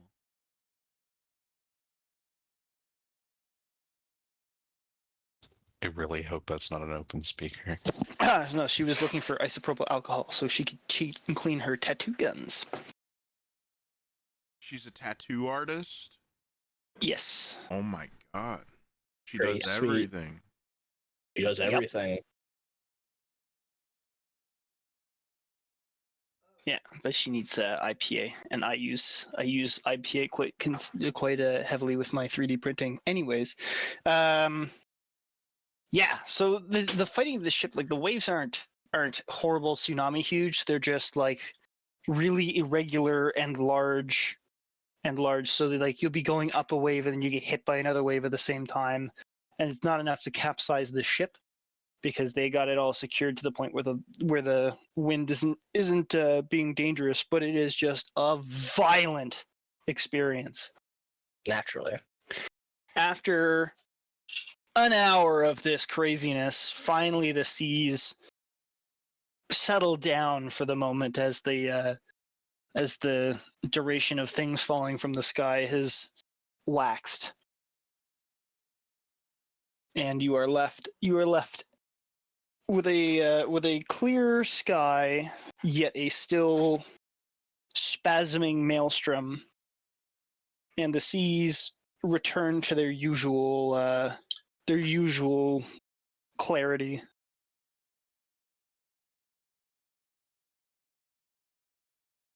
And I think you had asked the captain if you wanted to sail to see some of the shit that fell off, yeah? Yeah.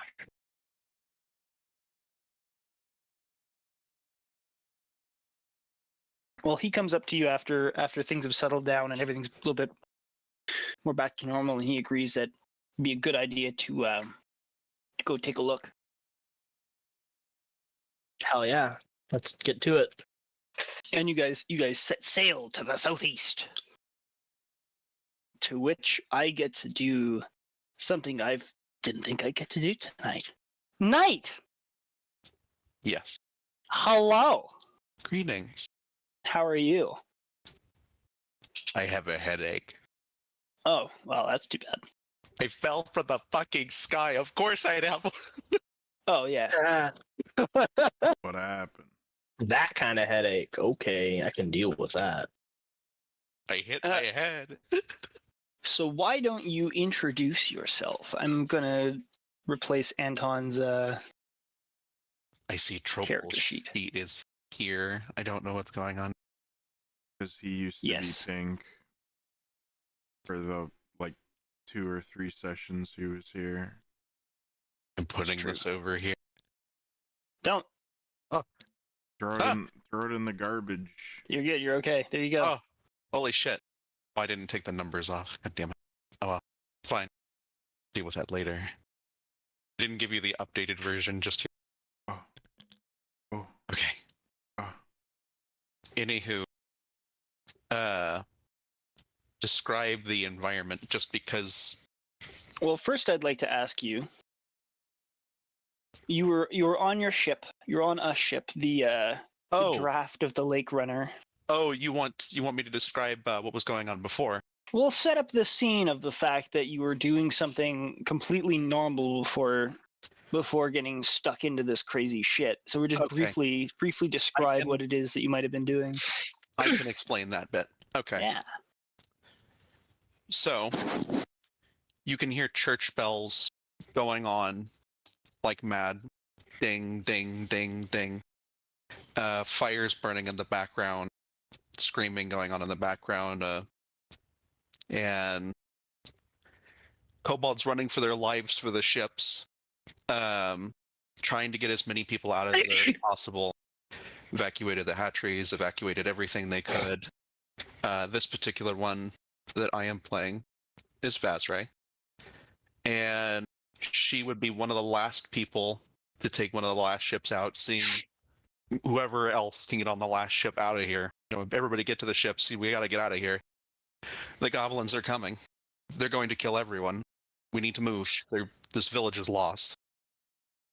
And managed to sail off just in time with as many survivors as they could aboard this sailing ship known as the Lake Runner that would try to catch after the other escapee ships. There's probably about 3-4 other ships.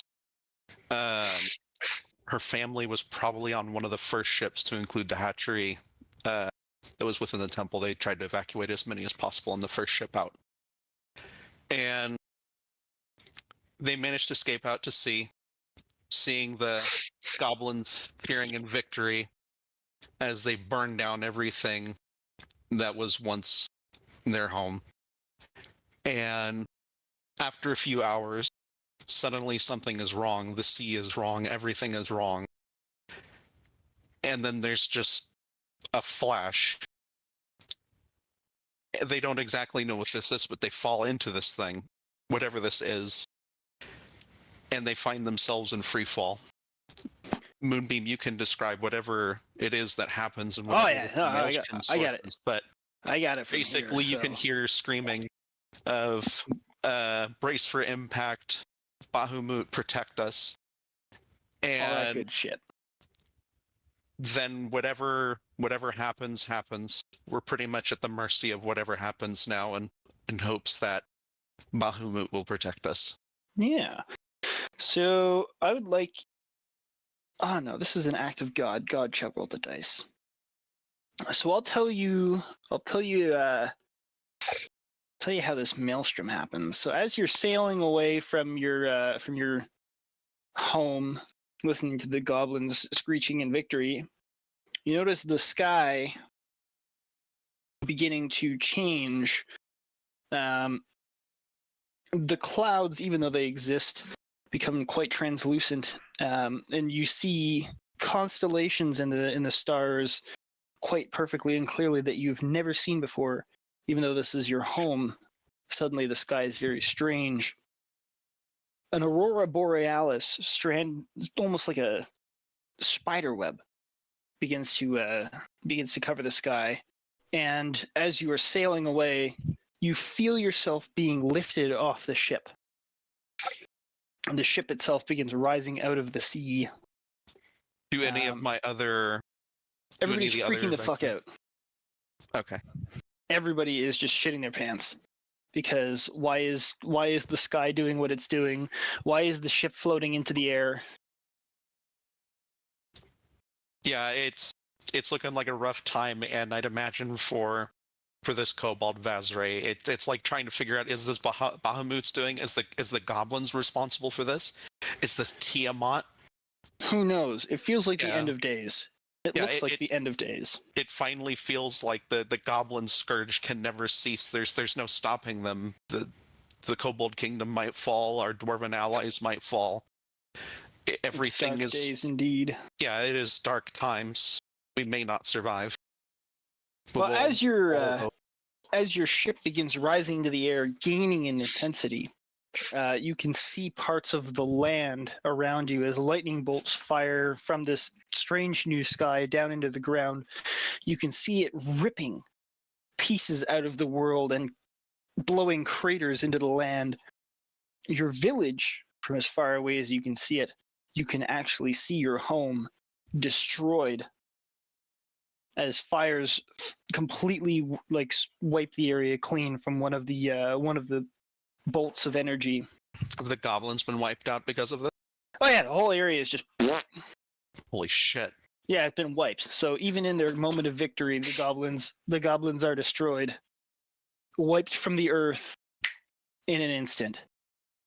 And the last thing that you see before you pass out is the world vanishing below you and this crazy miasma of red, purple aurora borealis just swallowing up yourself and the ship as pieces of the world are breaking apart and being torn up into the sky. When you awake, you are in free fall! And you could see the ship just pirouetting through the fucking air as it tumbles down from the sky. Roll me Constitution. Oh Saving shit. throw. You're not on the ship, I will say that, because you are in free fall. Like you can see I need Wait. it. Knight's character's just flying through the air right now. Yeah, he just woke up and he's in the sky, falling through the air, and you Oh can my see the God. ship just tumbling. Let's see. Got con. What was that first roll, Knight? I didn't roll anything before. We look like we got an 18. Oh, nice. Okay. It won't be. I so was nice. looking for a d20, so. So you are able to stay conscious through this crazy fucking experience. As you descend towards the well, you're not quite sure, but after a little while you see stormy seas below you, and around you is just fire in the sky. And as you tumble to the seas, yourself, your crew, the refugees, the ship, all just boom right into the waves. But the ship itself, sadly, was not right side up. It was not upside down. It was not sideways. It was not left. Well, it was sideways actually. It was entirely sideways, and it just completely slams. smack on the starboard side. The sail, the mast, they snap. The sails, they are now underwater and floating to the bottom of the sea. The actual structure of the ship buckles and cracks. And as you surface in the water, you can hear the desperate cries of whoever was on the ship frantically attempting to escape. I should have learned Featherfall. Is this what's going through your mind as you're falling? Yeah, I should have learned Featherfall. I should have listened to that guy. I should have learned Featherfall. Why wasn't I That's- smart enough to learn magic? Why didn't I fair. listen to it? That's a fair regret to have at that moment. Yeah. So yeah, I can hear them screaming all that. What happens to me? I'm still in free fall. Do I hit it No, as hard as I said you impact the water. You don't die. You hit the water. You go under. You surface because I assume you can swim. Yeah, I can swim. There you go. So you surface and you're close to the ship, like within an easy swimming distance. I try to see if there's anything that I can do to save these evacuees and get them back aboard whatever pieces are still floating left Well, of you this. can't even see the evacuees. You were on the keel side of the sideways ship. You're close enough that you can get to it. You can hear the screaming and the panicking, but you can't see anything quite yet. Oh, hopefully we can figure out where exactly they are. But yeah, we need to get our bearings first, and I need to get out of the water for a second. So we're gonna swim. Am I able to find a place to get stable for a second on the side of the ship if there's even anything still remaining, a piece or flotsam or something. There has to be something here that I could use. Oh yeah, there's tons of debris. Yeah, we're going to use a piece of debris, try to stand on top of it for a second and try to see if we can spot anybody that needs help. We got to figure out what to do here. All right, roll me acrobatics to try and balance on top of the thing.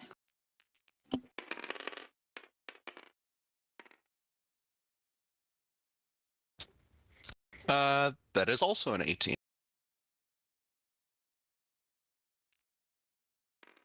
Nice. All right. Well, you're able to scramble up on a rather buoyant and rather solid piece of debris, keeping good balance. And you look around the sea, the troubled seas around you, as this craziness is happening. And roll me perception. Oh no. Oh no. Ah, we found a weakness. Oh, I got a 15. Nice. You can see 3 kobolds, the villager evacuees. There are 3 of them that have been cast into the water. One of them is a small child, and it is flailing about in the water. The female tending to the child is trying to keep it buoyant, but they're all having not a very good time. You said there was a third one? Yeah, there's two kobold adults and a child, and the female is trying to keep it buoyant. Do I have a rope? I think I still got the rope on me. I don't know if I have. Do you have an adventurer's backpack or whatever it's called? Yeah, if we're looking at that, I've actually got the rope on my backpack. It's attached to the side of it. Well, there you go. So it sounds like you have at least 50 feet of hempen rope attached to the side of your backpack. I'm gonna grab that really quickly and try to toss the one end towards him and say, grab on. And I hope to try and reel them in to safety. All right, deck me, baby. Wait, what? Well, you're trying to throw a rope at people in the sea on top of a floating piece of debris. You partially cut out when you responded, Chris. Like, what the hell kind of response was that? It's a ranged attack. Ranged attack. Dex me, baby. Oh, okay. Oh. I thought you said deck. I'm like, what the fuck? You want me to hit you? A nat one? Are you shitting me? Dex, as in dexterity. A nat one. Oh shit. All right, It's not meant to be. You the rope is soggy and wet. Oh And- shit. Hello. How did that happen? Hello. The rope is soggy and wet, and because of this, your Blow on rope it. flips, and you end up throwing the entire rope overboard. Damn it. Well, easy come, easy go. Yeah, this could really just it's gonna get worse before it gets any better. However, hang on a second. However, because you did that, making such a motion, that third kobold, the male, he's able to see you, and he directs the other 2 over, and then begins swimming over to your piece of debris where they cling on. If they do get over, I wish to help them aboard. Yeah, for sure. I'm not going to make you roll for anything, as they're helping you get up on board, and it's pretty easy to haul yourself on a piece of wood in the sea.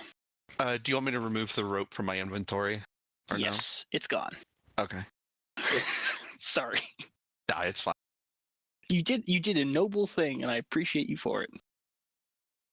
Gotta save them. Gotta save the kids. So yeah, was I able to save all 3 of them?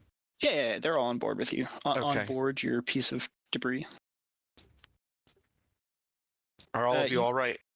Yeah, they're okay. So I'm gonna fast forward along this because I know we got an hour left. So the survivors are all able to cling to the ship, or either get up on the keel, get up on the railing, something. They're able to get out because of the tumbling and the way the ship hit. Most people are actually able to scramble up the stairs or lift their friends up to get above deck and get to the side and cling to something. You can see eventually some people are are clinging to one of the masts that is just floating. The other two you cannot see. The other two masts of the ship you cannot see. It's a pretty big boat. Big for kobolds.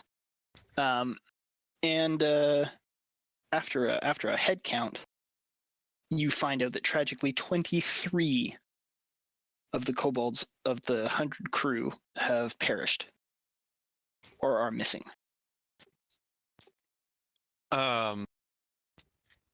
Considering that there are some that are considered missing, as dangerous as that is, it's probably going to make this easier. I'm going to go ahead and try to take my armor off here and see about getting back into the water and go swim for more of them. I have to see if we have to confirm where the others are. Okay, I believe it takes 10 minutes to doff armor. Is that correct? I believe if it's heavy armor. This is half plate. Oh, then it's like 5 minutes. Yeah, I think It's it's faster if someone helps you. I believe actually, for heavy armor, you it's- do need someone to help you. Actually, hang on. I think it's 5 minutes. Okay, well, maybe you're not heavy armor. You are It's not. medium. You are Yeah, not it's medium. being helped, so it will take the full amount of time. That's Because fine. the survivors around you are like pleading with you, like, "Don't go down there; it's too dangerous." Somebody has to look for them. Doff for medium armor takes 1 minute. Okay, so Pound you on take, 146. you take the minute. How are you securing this armor that you have now taken off and is loose? If any of the survivors seem like they're able to hold on to it for me, I ask them to hold on to it for me.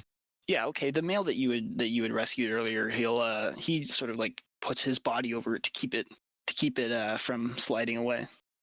Okay. The pile, and he like How noble. keeps it attached. Yeah, if I was him, I would just let it sink, bro. I don't Well, he's I not don't on- really care if He's not on he the piece of debris. He's on the ship. yeah, if he can do it, that's fine. If not, it's okay. We just need All to right. we need to get lives saved well, here. You are now armor free. And we're gonna go ahead and see about swimming under. We need to figure out where the rest of them are. All right. So there's one open cargo hatch where that wooden grill that usually would sit atop it to prevent people from randomly falling through. The grill itself is gone, so there's just a big gaping maw, and you can see very obviously that there is water inside. Oh no.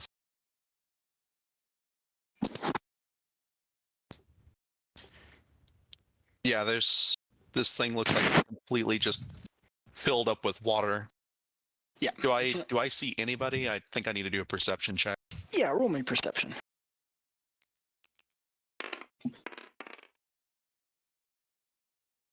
14. 14. You do see two kobolds. They are face down in the water. They're not moving. Well, they are moving, in motion with the waves or the bobbing, the That's bobbing awesome. sea. Yeah, they look like they're drowned. I don't know. Do you know what a drowned kobold looks like? I don't think Vazri would actually know. Medicine. Medicine. Pretty sure that they're guaranteed dead. Might be able to resuscitate. She doesn't know for sure. I rolled a 3. Yep, you don't know. You don't know what a drowned face down kobold in a stormy sea in a ship that's flooded looks like. Yeah, she's not one that's really been in the waters all that much, so that works out. We're gonna go ahead and, if possible, we're gonna try and get them out of here. All right. Well, because they're floating on the surface, you can jump in. You can jump into the water and tread water totally fine. How are you going to, after jumping into this ship? There's no easy way to get out of it now. You are treading water in the hold itself, which is no bueno. Yeah. What do? I've only got to get one of these guys out of here first, I think.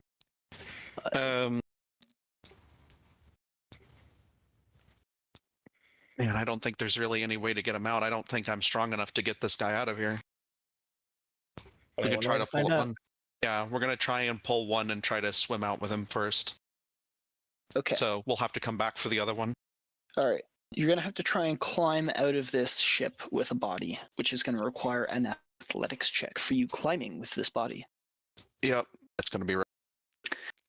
How strong are you? I'm going to look at your sheet while you're rolling. Bazray's not particularly tough. Okay. As far as that's concerned. We got a 16. 16 is the magic number. I had 15 in my head, so you are able to, with great effort, pull this quite slack kobold out of the water. And as you're doing this, some of the people above deck will help you. There's a couple that scramble down to the lip while they're able to stay above water, and they reach down and help pull the body up over the lip after you've gotten it pretty much 99% of the way there. And then after securing the body, its legs are sort of like dangling over the inside of the cargo hold, but it's not gonna slip away. They reach down to try and help you up too. No, there's still one more in there. I gotta get him. All right. So, they probably don't continue to like plead with you and say like, "Oh, please stay above. It's dangerous." You've done more than enough. You've already saved one and us. That's it. Well, I mean, saved. He's still just sort of limply hanging over the side of the ship, but Bahamut will protect me. Somebody help him. Yeah, I go back underwater and go get the other one if I can. All Or right. try my best. Do me one more athletics check. Oh no. An 11. An 11. Okay. Yeah, it's you're quite tired from the amount that you've exerted yourself already. And this one is just too heavy, and you've forced yourself too much that you can't really get out of the ship. You're unable to find good purchase. You find it you're just not able to lift him up as high as you need to. I try my best. I struggle to get him moving and realize that the ship is only going to get worse at this point. I have to actually save myself too. I've already done all that I can do. Sorry, friends. Quite noble of you, though.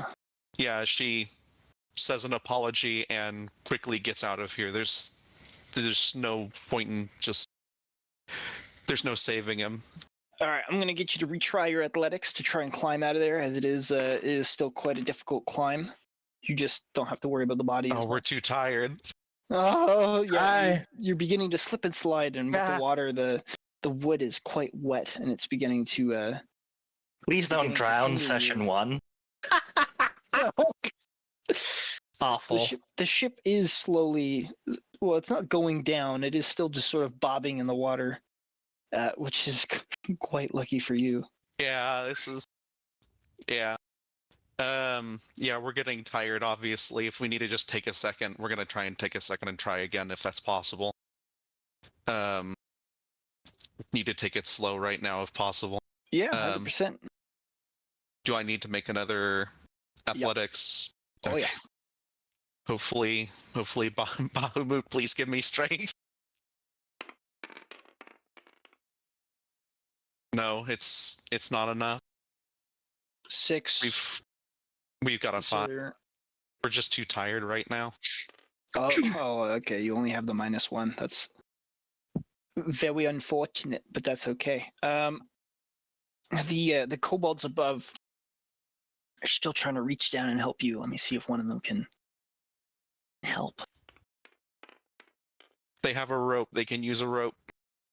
They don't have a rope, but one of them is able to reach down far enough as you're frantically trying to scrabble, and they manage to grab your shirt, and then a few other kobolds come and grab too, and they yank me out. Yeah, they get enough purchase that they're able to grab onto your hands and begin pulling you out. And after a couple moments of exertion, you're now find yourself next to your rescued pal that you got from the cargo hold.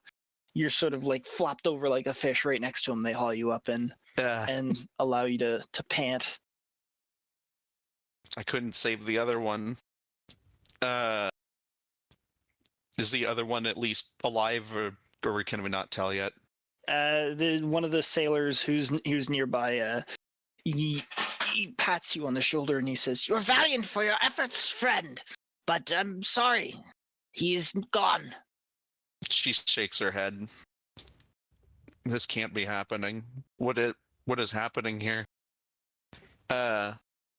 She tries to look around if possible, figure out where the hell they are. This is obviously not a lake anymore.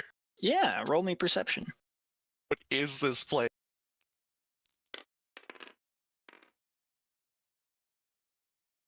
An 11. Flat 11 for perception. You see endless seas. This is very... It just feels very unusual. She's never seen this before. Just endless sea in every direction. It is quite disarming.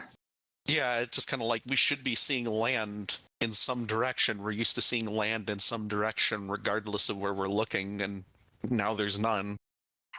Yes, it is quite What did those dastardly goblins do? What do those damn goblins do? those wet bastards. Those damn goblins. They Not did only this. Not only have they destroyed everything, they've destroyed the world. How could they? Mr. Santiago, Yes. on the bark of Bullen. Roll me perception. You got it. I'm so sad I don't get to meet Knight first. Okay, 19 plus 10, 29. 29. You see a ship in the distance. It's floundering on its side. It's in trouble. You can see creatures writhing all over the hull. Captain, About 2 there's a- miles out. Captain, there's a shipwreck 2 miles that way. I see there's some crew still left alive trying to remain on the half-sunken ship. We must get there and help them. He shouts his agreement and encourages his fellows to stay on course. They can't exactly pick up the pace, but they adjust their heading and tack in towards the stricken ship. After about an hour's worth of sailing and night, this goes for you, an hour's worth of waiting. Yeah. At what point does he start seeing the ship approach? Well, this is the thing. You're a lot higher up than he is. That's why you got to roll perception first. But I'm gonna get Knight to see what he sees and see if he sees the seas. There's the updated version, by the way. Thank you. I will fix that post session. I will roll perception.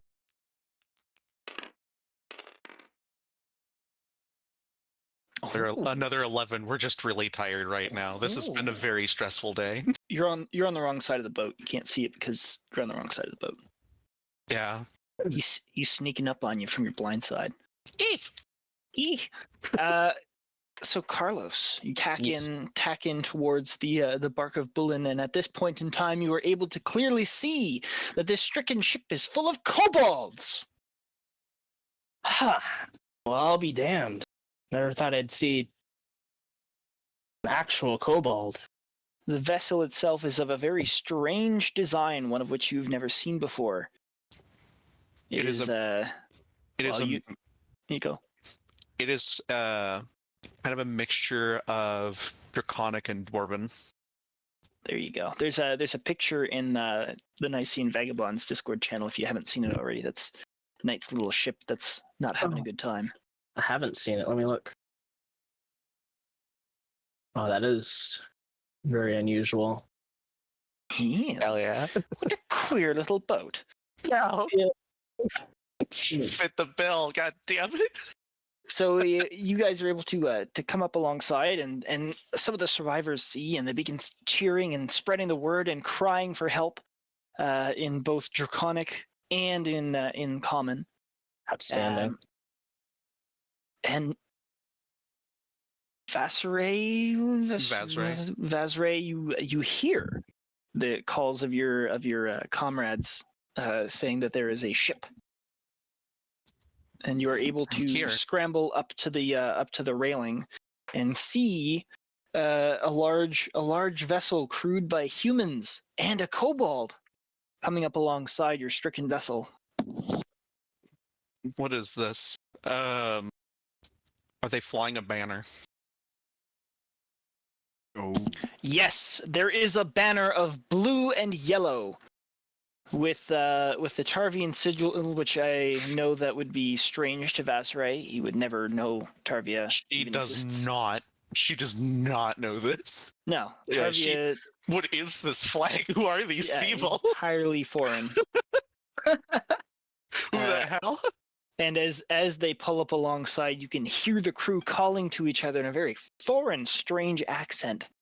And you can see the kobold quite clearly wearing a very unusual outfit.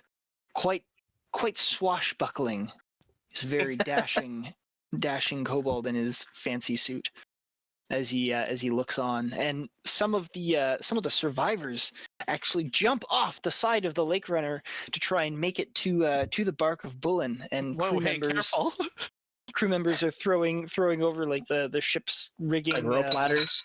Yeah, the rope ladder, and trying to help up the survivors. Vasray, Carlos, what do you want to do? Vasray is going to try and help get people across if they can, so long as the ship is okay with us going aboard. If they seem in approval of it, well, The She's crewmen gonna are try. actively like pulling the evacuees and such onto the deck. So yeah, use she's that as gonna you will. help people get off first. All right, So Carlos? she's gonna try and be the last one on. Yeah, Carlos would he'd stand like on the side against the rail, and he'd look down at all of the fucking kobolds that are trying to get on the ship, and he'd be like, "Ladies and gentlemen, please, there's plenty of room for all of you. Make an orderly line to the rope ladders. Do not push, do not shove. You could cause your friends to die. You could cause them to drown. One at a time, please." Yeah, just everybody stay calm, please. Jesus Christ. The pandemonium. Okay, because I can't think of another role to fit it into. I'd like you to roll persuasion, Carlos. Sure. Oh, his I'm good at specialty. oh. Okay, Hell yeah. so that's 13 plus 12, so 25. The tone of your voice and the authority with which you speak inspires obedience in the survivors as they scramble aboard, and they form a more obedient, cohesive group. And as they manage to get to the deck, they turn around and help their comrades on board. And as soon as there's too much space, they begin moving out of the way under the direction of some of the crew to the hold below. And the rescue proceeds in an orderly fashion. Vasray, Carlos, and the crew of the Bark of Bullen, and probably any survivors smart enough to realize that the ship is beginning to shift. It's too big to not notice. It's beginning to rotate, but not in a favorable way. It's starting to capsize upside down. Oh, the lake runner? Yeah. How many people still need to get across? Half. Oh, shit. The reason it's half is because all of the people that were on the backside literally just fucking jumped. So they were able to get off quite quickly, and all the people on the back end and the people that are a little bit harder places to get off of are now struggling a little bit more, and it's becoming harder given the fact that the ship with all of the people on it is starting to rotate in the wrong direction. Captain, is there anything we can throw overboard to help them? Their ship is about to capsize. Something that they can hold on to until they can get on the ship. Captain looks around and he says, "Oh shit! What are the ropes that they use to moor? What are those called? Like to moor to a dock, to fasten the ship." I don't Anybody- really know. Anybody nautical? Nope. Sorry. No, that person is missing. That person is missing. Okay, well those A ropes, the cleat? ropes that you would use, a cleat. There you go. Isn't the cleat that you attach the rope to? Oh, I thought that's what you were asking. What are you asking? I'm asking what the name of the actual rope is. A bow line? There you go. So he suggests that the bow lines could be used to, seeing as they're already attached to the side of the ship. You could throw the bow lines overboard. Aye, let's get to it. All right. So you guys chuck them over, and a couple of the survivors that are still in the water immediately begin scrambling up. Vazray, you said you're one of the last ones, so you're on the unfortunate end. Yep, I'm well aware of that. Hopefully we got the children up first. Hopefully. My god, I really hope we did. Roll me acrobatics real quick. How are you doing with keep and purchase here? I'm good with acrobatics. That's good. I'm glad that you're hell good. Yeah. Hell yeah. Acrobatically inclined. Was this supposed to be just a save or just a skill check? A skill check. That looks to be an A11. All right. It's okay. All right. So We're tired. You have purchase. You are tired. You're struggling to get up as well. You're concerned about all your comrades that are also in a tight spot. As the ship begins listing dangerously, some of the kobolds begin falling into the sea. 6 total, not all at once, but as they're struggling and scrambling to get up, they lose purchase and they fall back into the sea directly in the path of the ship that is beginning to capsize. Oh shit. Yeah, this is bad. I don't think there's anything I can do to help them though. I'd end up putting myself in more danger right now, and I'm already too tired. Can Carlos see this happen? Roll perception.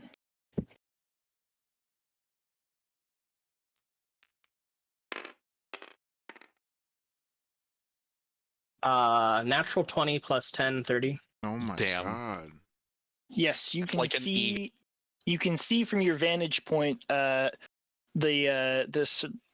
survivors that are falling off the opposite side of the ship as it's beginning to capsize. On the far side of the ship? Yep. So you're on the keel side. So because it's rolled over on its side and it's now beginning to roll upside down. You're looking at the bottom of the boat, or you're on the side of the bottom of the boat, but you're looking and you can see the people who are like holding onto railings and shit like that and trying to pull themselves over what would be the guardrails on the top deck, and you like literally watching as one of the older kobold survivors is struggling to get over, and he loses his grip and he just goes whoop, right out of sight. Ah, damn. And Damn it all. farther into the sea, just sort of like you're looking past the boat. Freaking rubber band. In the Oh, water, shit. you can see another 2 of them that are trying to swim out of the way. All right. So Carlos would throw off his coat and his hat, and he'd put them away. And anything else that would like weigh him down. I think he only has like leather armor, so that shouldn't affect him in water, right? Shouldn't. Shouldn't. I don't like that. DM. I know. Okay.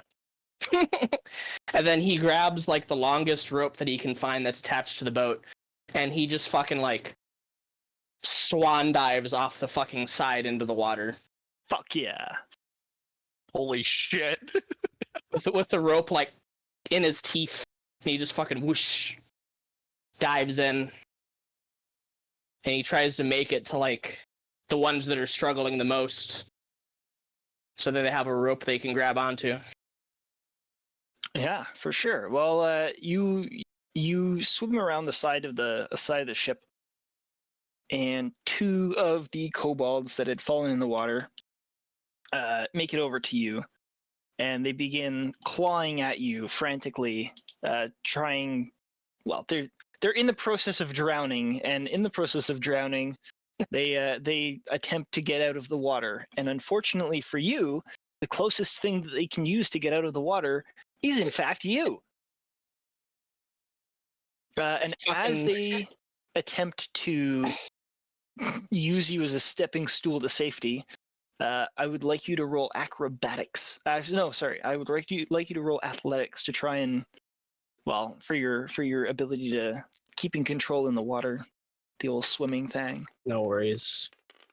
And Let's see, 14 plus 13, 27? wow. Yeah. Okay. Well, you did much better than they did. Fuckers. All right, I like direct their hands to the fucking rope that I'm carrying, and I try to direct them like, follow the rope, follow the rope. Well, they do so after being successfully fended off. They start pulling themselves along the rope. I look You for don't anyone else that have needs a saving. whole lot of length left. You can make it around the corner of the ship, and then you got another maybe 30 feet worth of maneuvering room before you're in danger of getting tangled up in the actual ship itself. It is continuing to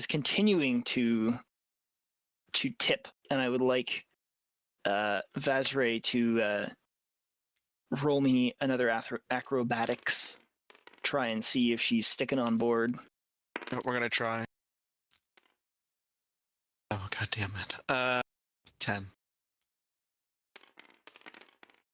Okay. Bye-bye. Ah! Goodbye. What You're happened? getting out of there.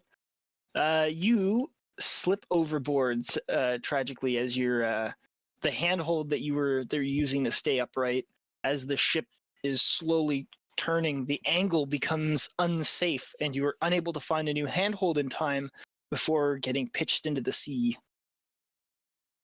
Yeah. I'm gonna try and get afloat again for a second.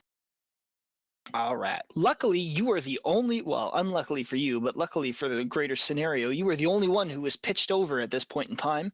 And as you are watching, you can see that 2/3, oh, that's not going to work. That's shitty math. So there's half of this. So a further quarter have made it over the railings to safety, in terms of they're not in danger of being crushed by tipping boat syndrome. Okay. Tipping boat syndrome. I suffer Well, from that as well. I guess we might as well swim back. Or try to find the rope if there is the rope. Roll me perception. You just got tipped overboard. You're in and amongst the waves. What do you see? Apparently nothing. Yeah, you are just completely disoriented right now, and it's really hard to get a sense of what's We're happening. tired. Yeah, I you're see also her. like, can you roll me perception? Oh baby, here we go. We're tired. You're also like coughing up seawater the whole time because you just got pitched into the sea. 20. Unnatural. 20. Yeah, you saw. Not only did you see where she is, but you also saw her perilous tumble into the water. Do I have enough length to reach her? You do not, but it's not too much far beyond the end of the rope. I get as close as I can and shout over the waves and try to get her attention. Over here, I have a rope.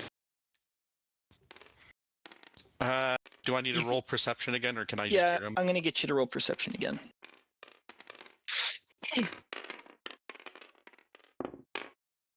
14. All right, you do. You hear the voice of the stranger kobold calling to you from We're somewhere gonna to swim your off left. that direction. All right. Well, after about few seconds of 5-6 seconds of swimming, you see at the peak of a wave, you see this strange kobold, and you're able to make it to him. He's Has everybody else been saved? She asking this to me. Yeah, just getting over there, try to grab onto the rope if she can. She asks the question. Most so far. I jumped over to try to help the stragglers that were in danger. Grab the rope, follow it. It'll bring you to the ship. She nods and continues to use the rope. Hopefully, if she sees anybody still in the water that she can see, she's going to try to get their attention while she's going up there. all right. Roll me one last perception, and that's the one we're going to use for your rope experience, unless situation changes. 14. Hey, that's not too bad. You see one other kobold, but This kobold is quite close to the lowest part of the ship. It is quite a dangerous place to be. Damn it. What the Just- hell? I try to yell to him. Try to yell at him to swim to me. All I right. don't know if he can hear me. Let's see if he hears you. He hears you and he begins swimming over. Yep, she continues to hold her position while just beckoning him over. He gets over to you and grabs the rope and begins. take the rope and begins keep following it sortieing up. Itself. Yeah. Yep. At this point in time, the ship is dangerously listing on its side. It is at the point where it is. It's going pretty fast now. There are still kobolds that are trying to struggle over the side of the railings.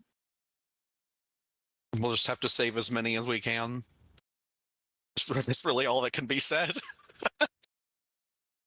Oh no, they're not in the sea. They're just tipping there's- over. But there's- you guys are like, you can see it's coming down on top of you now. Like there's no more sky above. There's just deck of ship.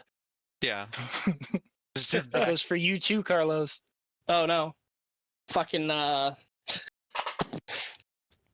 yeah, gonna I climb swim away aboard. from it. Fuck that. Athletics, the two of you. Yeah, I'm gonna go ahead and climb aboard, but help the other kobold up first if he can. Oh, he's in front of you. He's already up. Yeah. Okay. Cool. In that case, I 23. climb up too. 23, you said? Yes. You are like a fish in water, my friend. You are easily able to get yourself tail. out of the way in time as the ship splashes into the sea, completely tipping upside down. Let me just. I'd like see to how scan for any more survivors. We're calculating that right now. I'd like to do the same if possible. I have to see if anybody else made. You're on board the Bark of Bullen right now, correct? Knight? I am Okay. now. Cool. You guys can do your looky roll.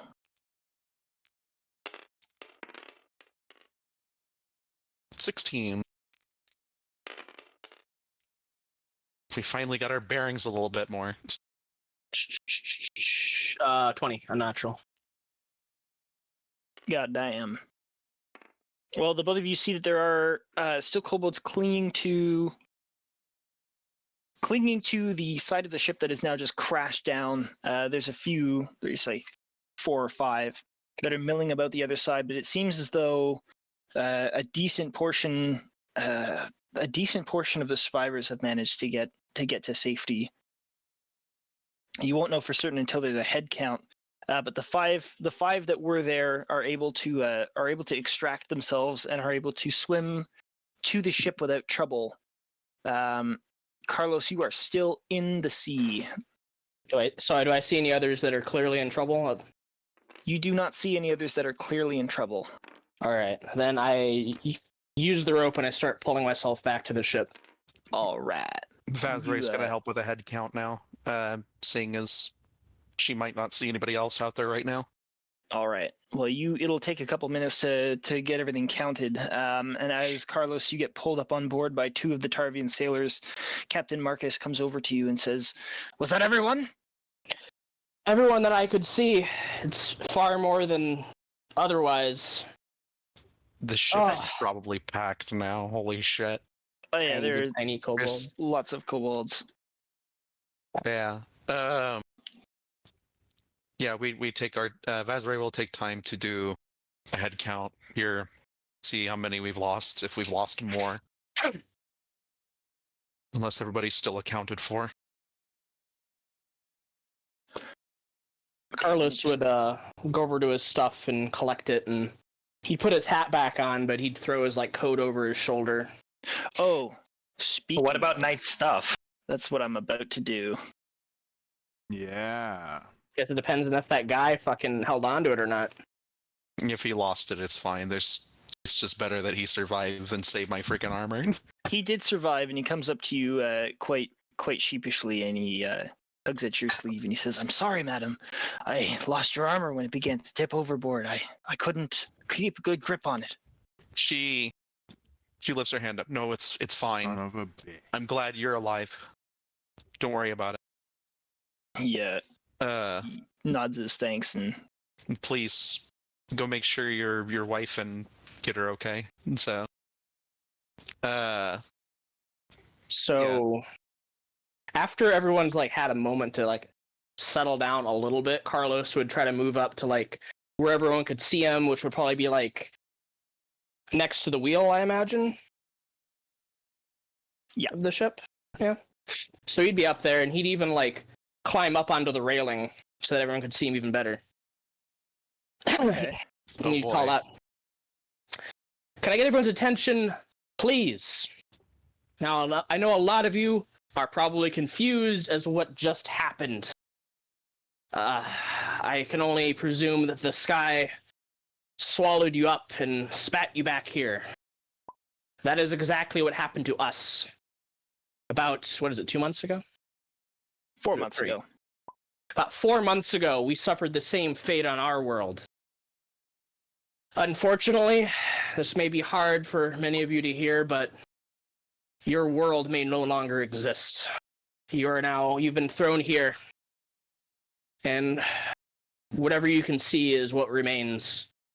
We have not been able to find any remains of our own world other than those that came with us. But do not... let me think how I want to say this. Do not be afraid or concerned. We have a colony that we have established, and I'm sure you will be welcome there as refugees.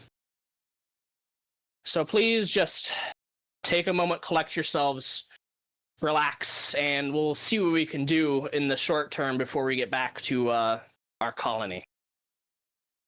Do any of you have a representative that speaks for you? Vazray raises her hand. Excellent. Meet me in the captain's quarters and we'll talk. Marcus raises an eyebrow. She nods. If that's all right with you, Captain. He shrugs his shoulders and sighs, walks away to find something better to do. Well, you don't have to be like that. I'd be more than happy to have you. Oh no, he's gone. Oh, okay, fine. Fuck him then. He really did. Like, he just kind of went, and then he just went away. Wow. It's like, fuck this guy. Fine, after all I've done, whatever. It wasn't. It's fine. It is what it is. Carlos doesn't care. Good. So how is the captain's quarters set up in here? It's Pretty not. simply?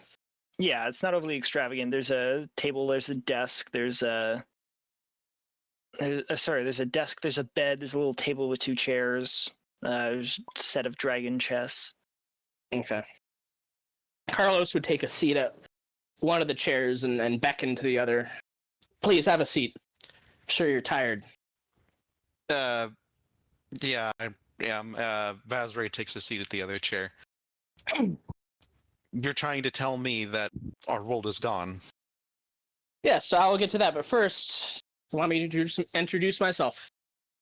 I am Carlos Santiago, and I am a member of a group of adventurers that have been more or less taking care of the colony back home. I was actually out on a trading expedition with a neighboring island when I saw your ship fall from the sky, and that's what caught my eye. If I hadn't seen that, you all might have drowned. I don't think anyone would have gotten to you in time. What's your name? She looks confused just hearing the name. Santiago's certainly not a name that I would have ever heard of. Oh, keep in mind, we are both from different worlds. This isn't even our original world. I'm not sure if you can quite grasp the concept of such a thing. Yeah. Vazray Pinefall. What'd you say? Vazray Pinefall. Vazray. Well, like I said, it's lucky we found you when we did. I shudder to think what would have happened if we were even an hour late. It would have been... Most of you probably would have gotten tired treading water and fallen beneath the sea. Did the goblins... Do you have any questions for me? Are the goblins responsible for this? Goblins? No, no. This is something that happens... Well, it's strange. Because we thought that we caused this in our world. But seeing that it happened in your world as well, makes me wonder if it had further ramifications or if this is something that just happened. But no. If anything, the vampires of our world would be responsible. Vampires. Yes, are you familiar? No, Vampires. I do not know what they are. Exist. They are immortal undead creatures that feast on the blood of the living. I don't think we've ever had such creatures in our world. At least not that I have seen. Count at least one blessing there. Sorry, what, Moonbeam? History. Thankfully, Vazray is good with history. A learned fighter. Oh, that's a fantastic roll. Not only do you know what vampires are, but you have dealt with them before. Perhaps she just knew them by a different name. Probably. Well, upon the further elaboration of the description, it jogs your memory, and you're able to She's to a comprehend vampire yes. the creature. No, I'm not a vampire. Oh God. No, I've seem seen to know a lot of about vampires. vampiric vampire, like freaking kobold that about, vampires. huh? Oh shit, they're like a horde of them. Oh God, that'd be a horrible infestation if one existed. Portable. Yeah. Horrible. What a nightmare. How many? Yes. All right. How many total kobolds survived? 55, including Vasrai, Hell yeah. out of the 100. Still a lot of dead, but definitely could have been much worse. Oh yeah, oh yeah. There was a lot of background rolling, and there were a lot of really good climbers on that crew. Kobolds are natural climbers. Yes, Yeah. none of them are very strong though, because I was getting really high acrobatics rolls for them not falling overboard, but then they couldn't pull themselves any farther. So like Yeah, we a don't have quarter very of the good strength. kobolds basically were just hanging on for dear life, and that's why they died, because they couldn't get anywhere. Fuck. Yeah. They're all just helplessly like holding on to bits of ship when it just collapsed on top of their heads. I don't know if vampires would necessarily be capable of such things, but I'd be certainly willing to believe if Tiamat's cultists were responsible for something like this. Altus. So I do quite love this conversation. It will take. I'm just gonna quickly point this logistical fact out. So it will take a 3-day voyage. No. I'm not just gonna say that. It will take a 3-day voyage for the ship to get back. That's all I wanted to point out. Well, wherever we are now, it seems we'll have to figure out what to do from here, get our bearings again. If the kingdom no longer exists, then we'll have to figure something out. I'm afraid it most likely does not. We have not come across any other members of our old world here. And as you can see, much of this world, from what we've been able to determine, is water. We've discovered 3 or 4 islands. We've been to 2 of them. But Tell her what Vin told you. Looking for performers? Hey, now that I saved you, can you make this deal? No, I'm not gonna bring up performers. No, that's not what I What? meant. And I don't remember. Vin asked a god if there was anything, if there were any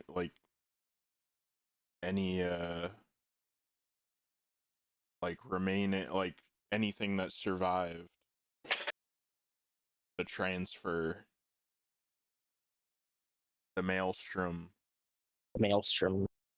That's why Vin gave up on looking for stuff. Remember? that basically everything was destroyed. Yeah, you have Yeah, the testimony of a deity. Well, you have Either the way, testimony of Vin. Yeah. I'm Yeah. not willing Saying Who You to. says talk he to spoke a to a deity? I'm not willing to lose hope just yet. I will have to consult with or pray and see if Bahamut can show me anything. Convening with the gods, perhaps they could provide some better insight, but from what I've heard secondhand is that one of our members consulted their god, Timora, I believe, and they said that nothing remains of our old world. But if you wish to hope, then far be it for me to take that from you. So where to now then? We are resuming our voyage back home to our colony. There, we'll try to find some kind of shelter for you, quarters. Well, I guess if there's no kingdom to go to and plenty of water, clearly I guess there's no other option but to return with you if you will have us. I see no problem with it. We're always needing of individuals to help. Like I said, the colony is only a scant few months old, so we're still building it up. I've never seen so much water. Our old world had much water, but not this much. Not, I don't believe. It tastes salty. Or if there. Go ahead. Every sorry. time we got to water, we could always see land, at least in some direction.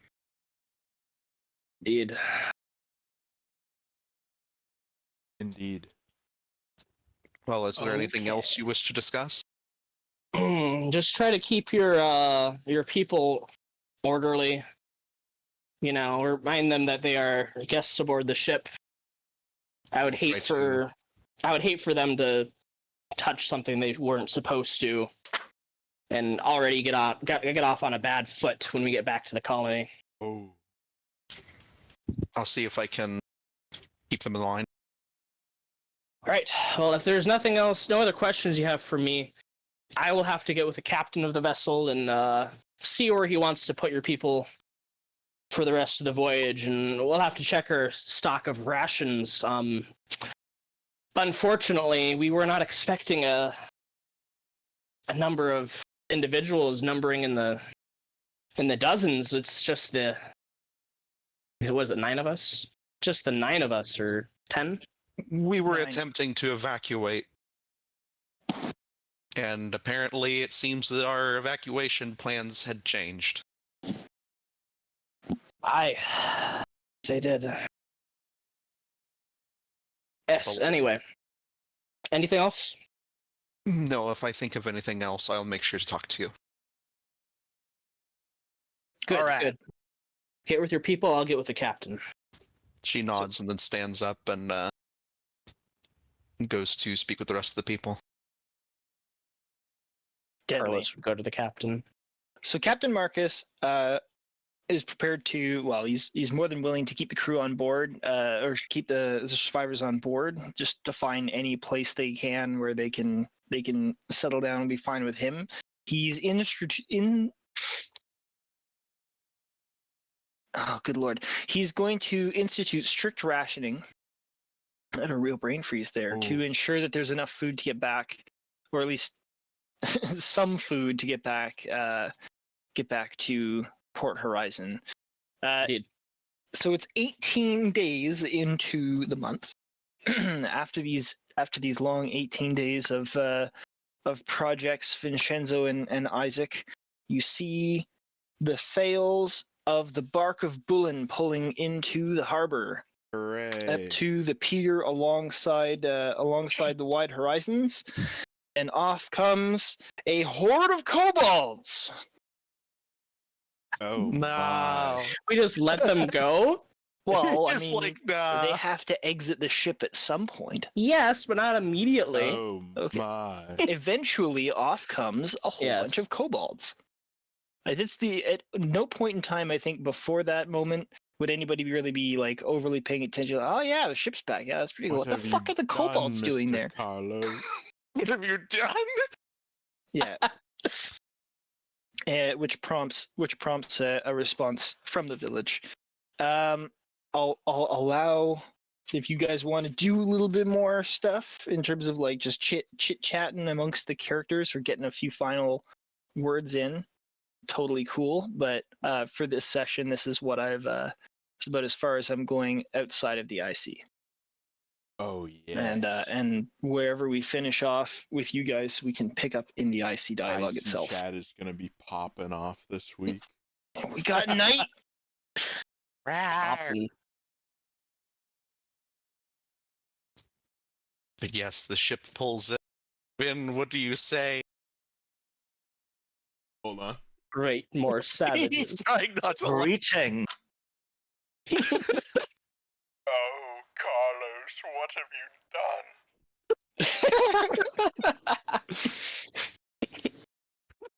Yeah, it's the middle of the workday, and the day is effectively entirely disrupted for anybody who is within eyesight of the Bark of Bullen, which is like the majority of the town, except for everybody out in the fields and in the mines, and prompts quite a reaction. So it is fairly impossible to not notice that something's going on. That being said, if you really want to try and ignore it, you can. I'm not ignoring it. Isaac would be there to greet Carlos. And welcome him back. Ah, well, Carlos, you get yourself a little greeting party. Isaac is there to say hi. Vinshenzo promptly arrives after noticing that there's shit going on. A couple minutes later. I say hi to Carlos too.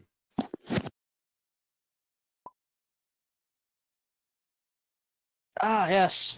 Greetings. As you've probably noticed by now, we picked up some refugees. Apparently, their world was swallowed by the maelstrom, much like ours was. We'd only just barely made it to their shipwreck when it started to sink. Knight, what's your character's name? Vazray. Is Vazray in earshot of me?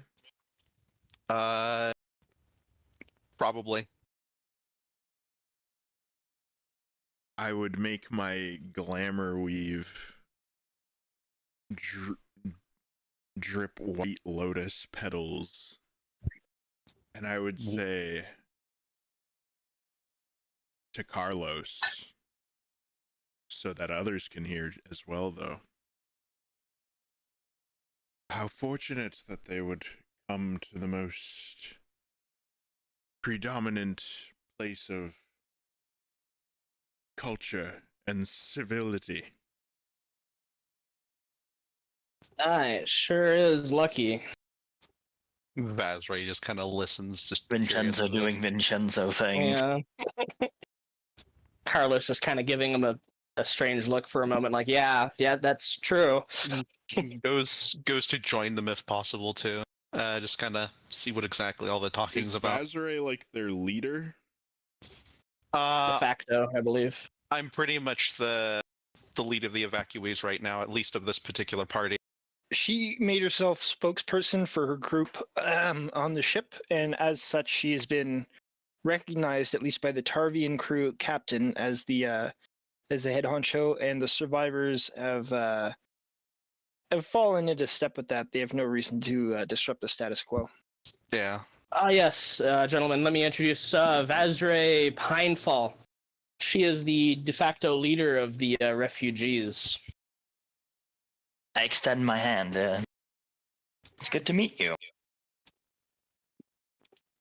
She's a little intimidated by how big you are, Isaac, but she offers up a small hand and tries to shake your hand if you're gonna shake hands. Yeah. Shakes her finger. This guy is huge, holy shit. Vinshenzo bows with his hands folded behind his back and says, "It is a pleasure to meet you. It's Pinefall." Thank you for saving us. I'm surprised that all of this has happened. Well, we definitely share that sentiment. Some of us are still coming to grips with what happened.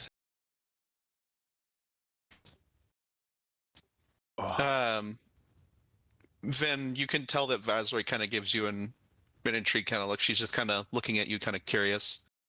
Never seen a black man before. You don't really see too many Drow, though the ones that we've seen have been relatively friendly. Unusual. They're usually traders. From the ones that we've experienced. Usually they come bringing goods when they come passing by through the tunnels and all of that. You don't really see too many Drow.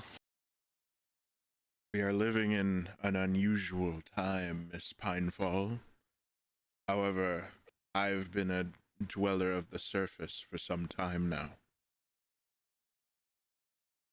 I see. Well, I'd really appreciate it if you could point me and my survivors to a place that we could stay, unless you guys have nowhere else you wish us to go. I mean, we'll try to figure it out. Surely there must be some way. I believe we'll have to speak with the council? Yes, but in the meantime, are you guys hungry? You need to eat something? We were on very enforced rations on our way back. We weren't expecting to bring so many bodies. We could probably use some food, but once we get established, we might be able to help catch some food. Most of these people are used to village living, so fishing, hunting, farming, if any farming needs to be done. Perfect. Exactly what we need. Miss Pinefall. Hmm? You come at a fortuitous time. Your accommodations in the coming days will not be an issue. We are building a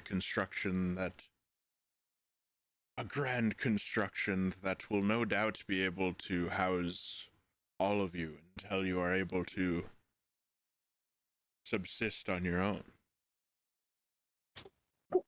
Are you asking for aid in construction? Well, if you're offering. Carlos gives Vinshenzo a look. So long as we are fed, I'm sure there are several that could be willing to work for some food right now. Just being able to survive is enough.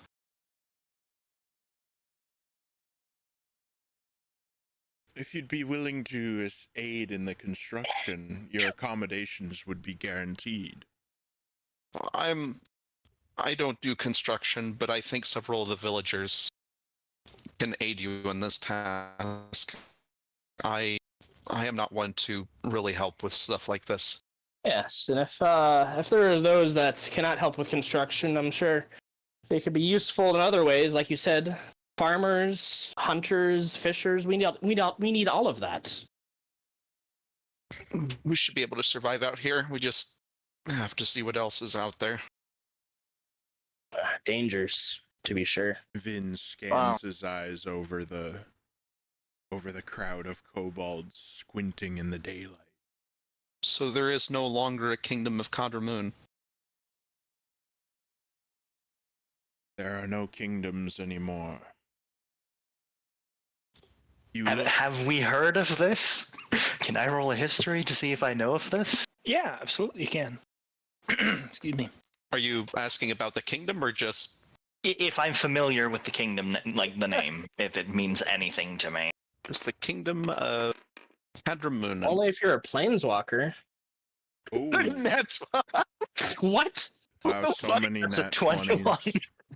Where have you been? You've seen some All right, shit. Chris, what the fuck? How does he know this? You have heard of this kingdom about 5 minutes ago when one of the other refugees was mentioning it. Yeah. Well, look, I don't know that they're from a different plane yet. You are looking upon the seedling of the most predominant kingdom I'm in pretty sure this new Carlos land.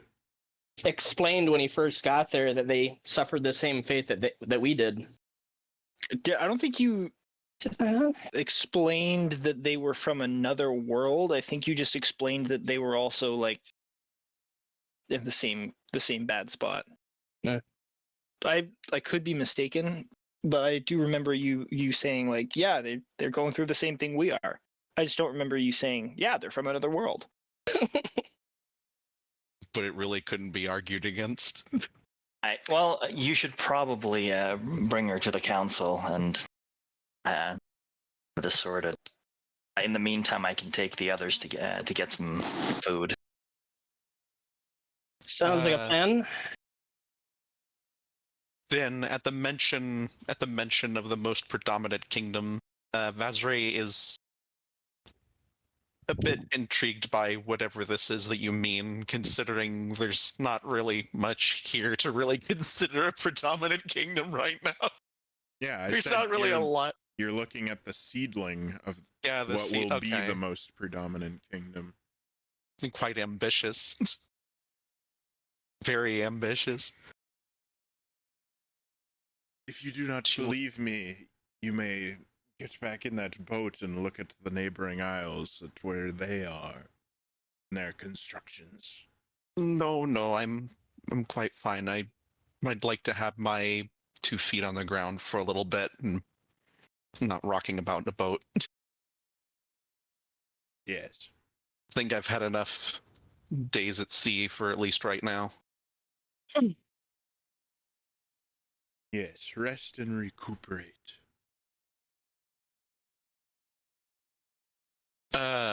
Unless there's something else that anybody wants to bring up, I'm willing to see the council. If anybody wants me to see the council. Otherwise, Vazray is going to go see about finding a place to rest. Carlos would take her to the council. Fuck Very yeah. well. We'll do that in IC though. All right. Does Vin's house have a spare bedroom? No. Not at the moment. You do have a shed that could be converted into a spare bedroom because it is of a decent size. But currently it is in the status of a shed. Especially. Goodness me. Carlos's cottage is people-sized, not kobold-sized. Exactly. He's just got a bunch of really big furniture. What a strange kobold. It's very small lizard. He's also larger than all the other kobolds. What is wrong with this Oh yeah, one? that's true. He's so unusual. Don't think we've quite seen a kobold like that yet. What the hell are you?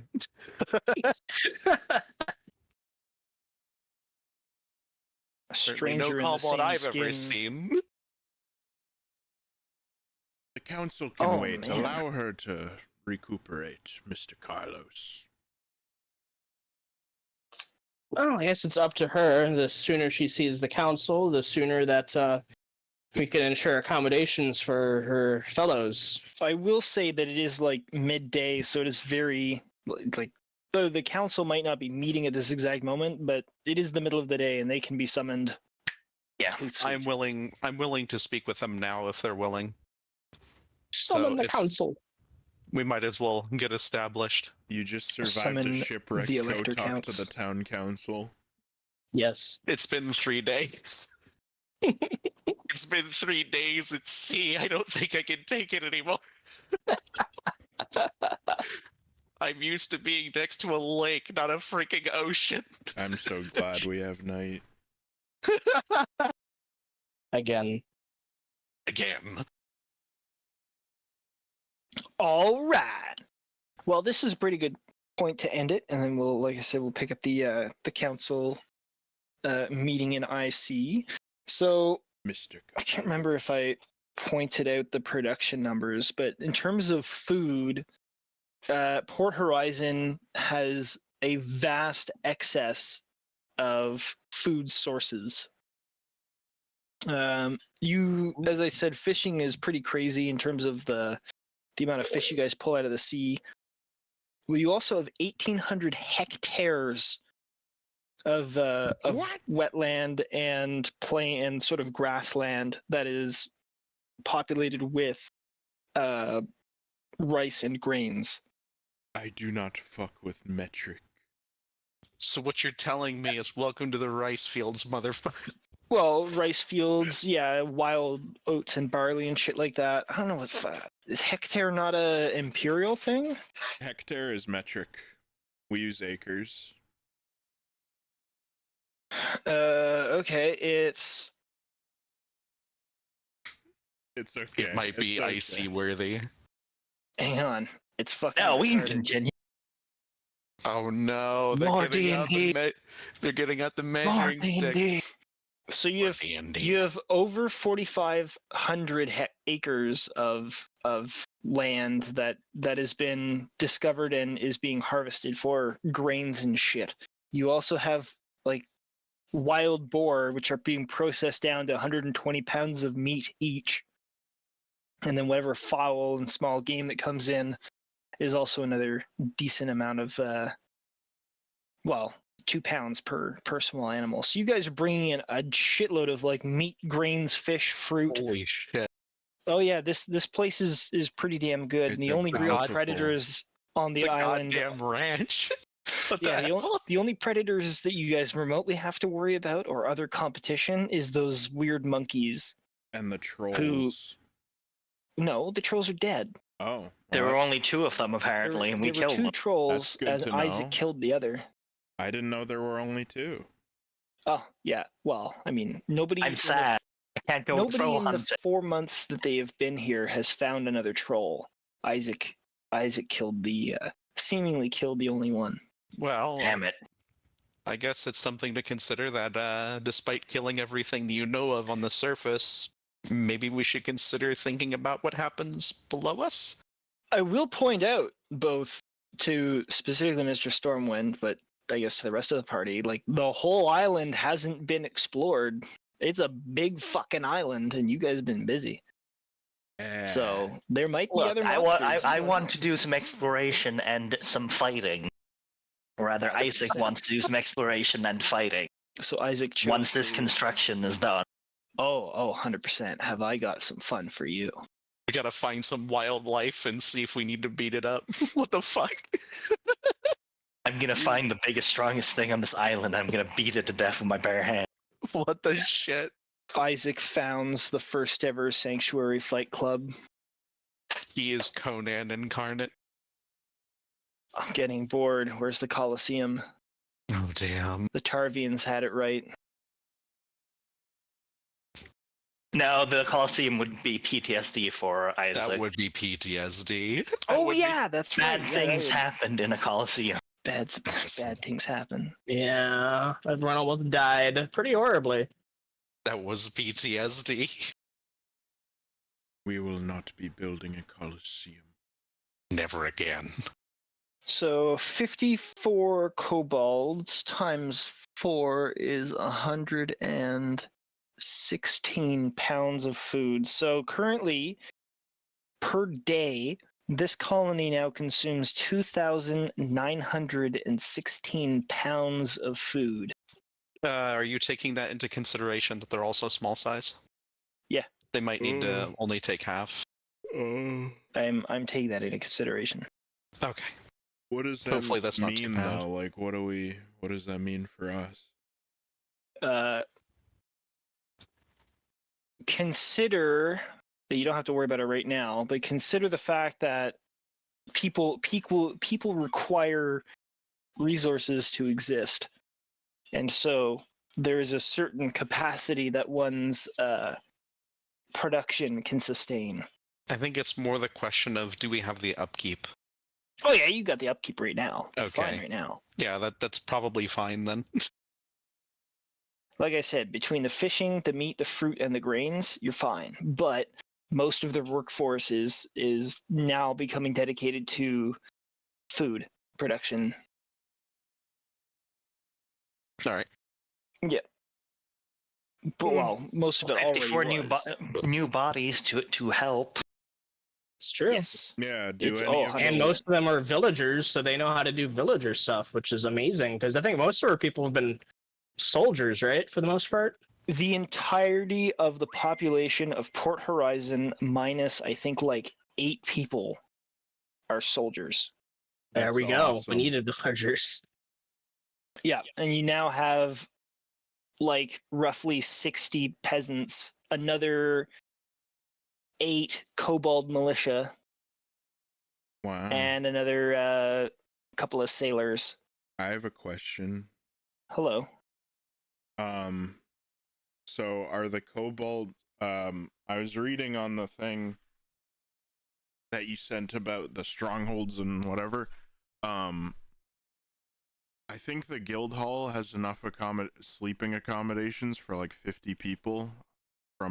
If I'm remembering, I might be remembering. The base is 25, and tavern has some amount. I don't recall the number though. I'll Google But that in the 50 background. sounds I'll let right. you know. Okay, so all right. Anyway,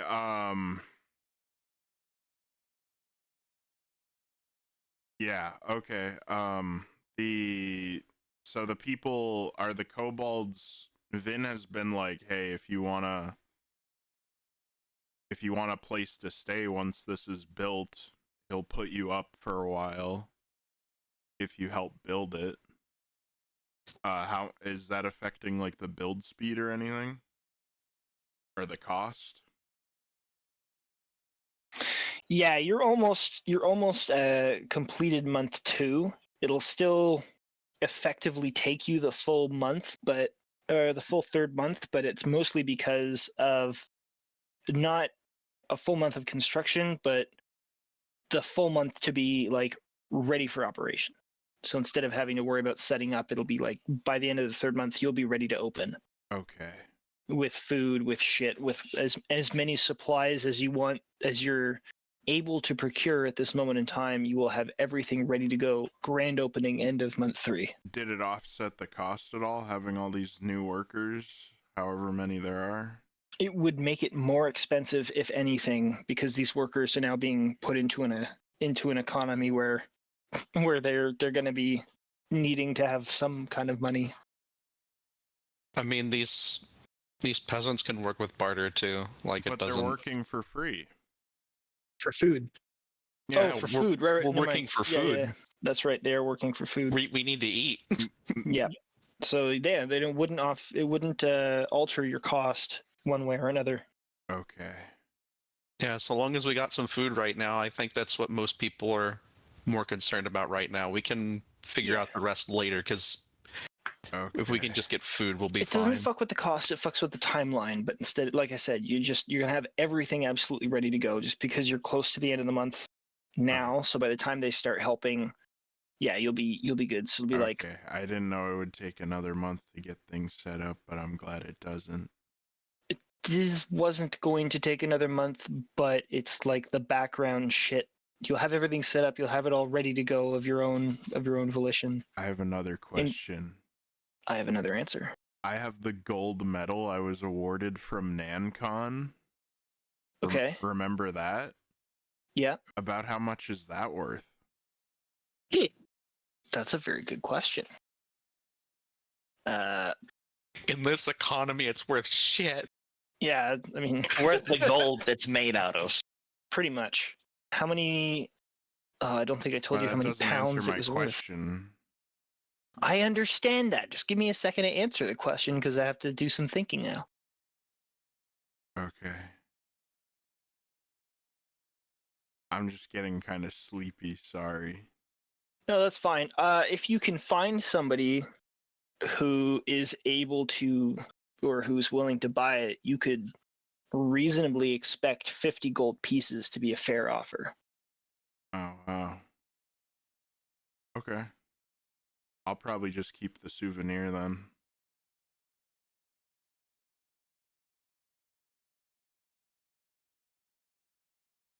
Yeah, no skin off my back. Deadly. Okay. Any more questions? Yeah, this is sort of open-ended to you guys. That you guys. Okay. Good night. We're Oh, ending. good night. Right? Yeah, we're ending whenever we're you guys pretty are much ready to be good. done. I'm happy. I'm satisfied. There was good progress. We got a surprising early entry to the team. Some I extra didn't die. I kobolds. didn't drown upon session entry. Yeah, you're welcome. Could have drowned because it's like, oh, I have to save them. Oh, Yeah, that was a very dramatic experience. Hey, I was trying my best. There was only so much I.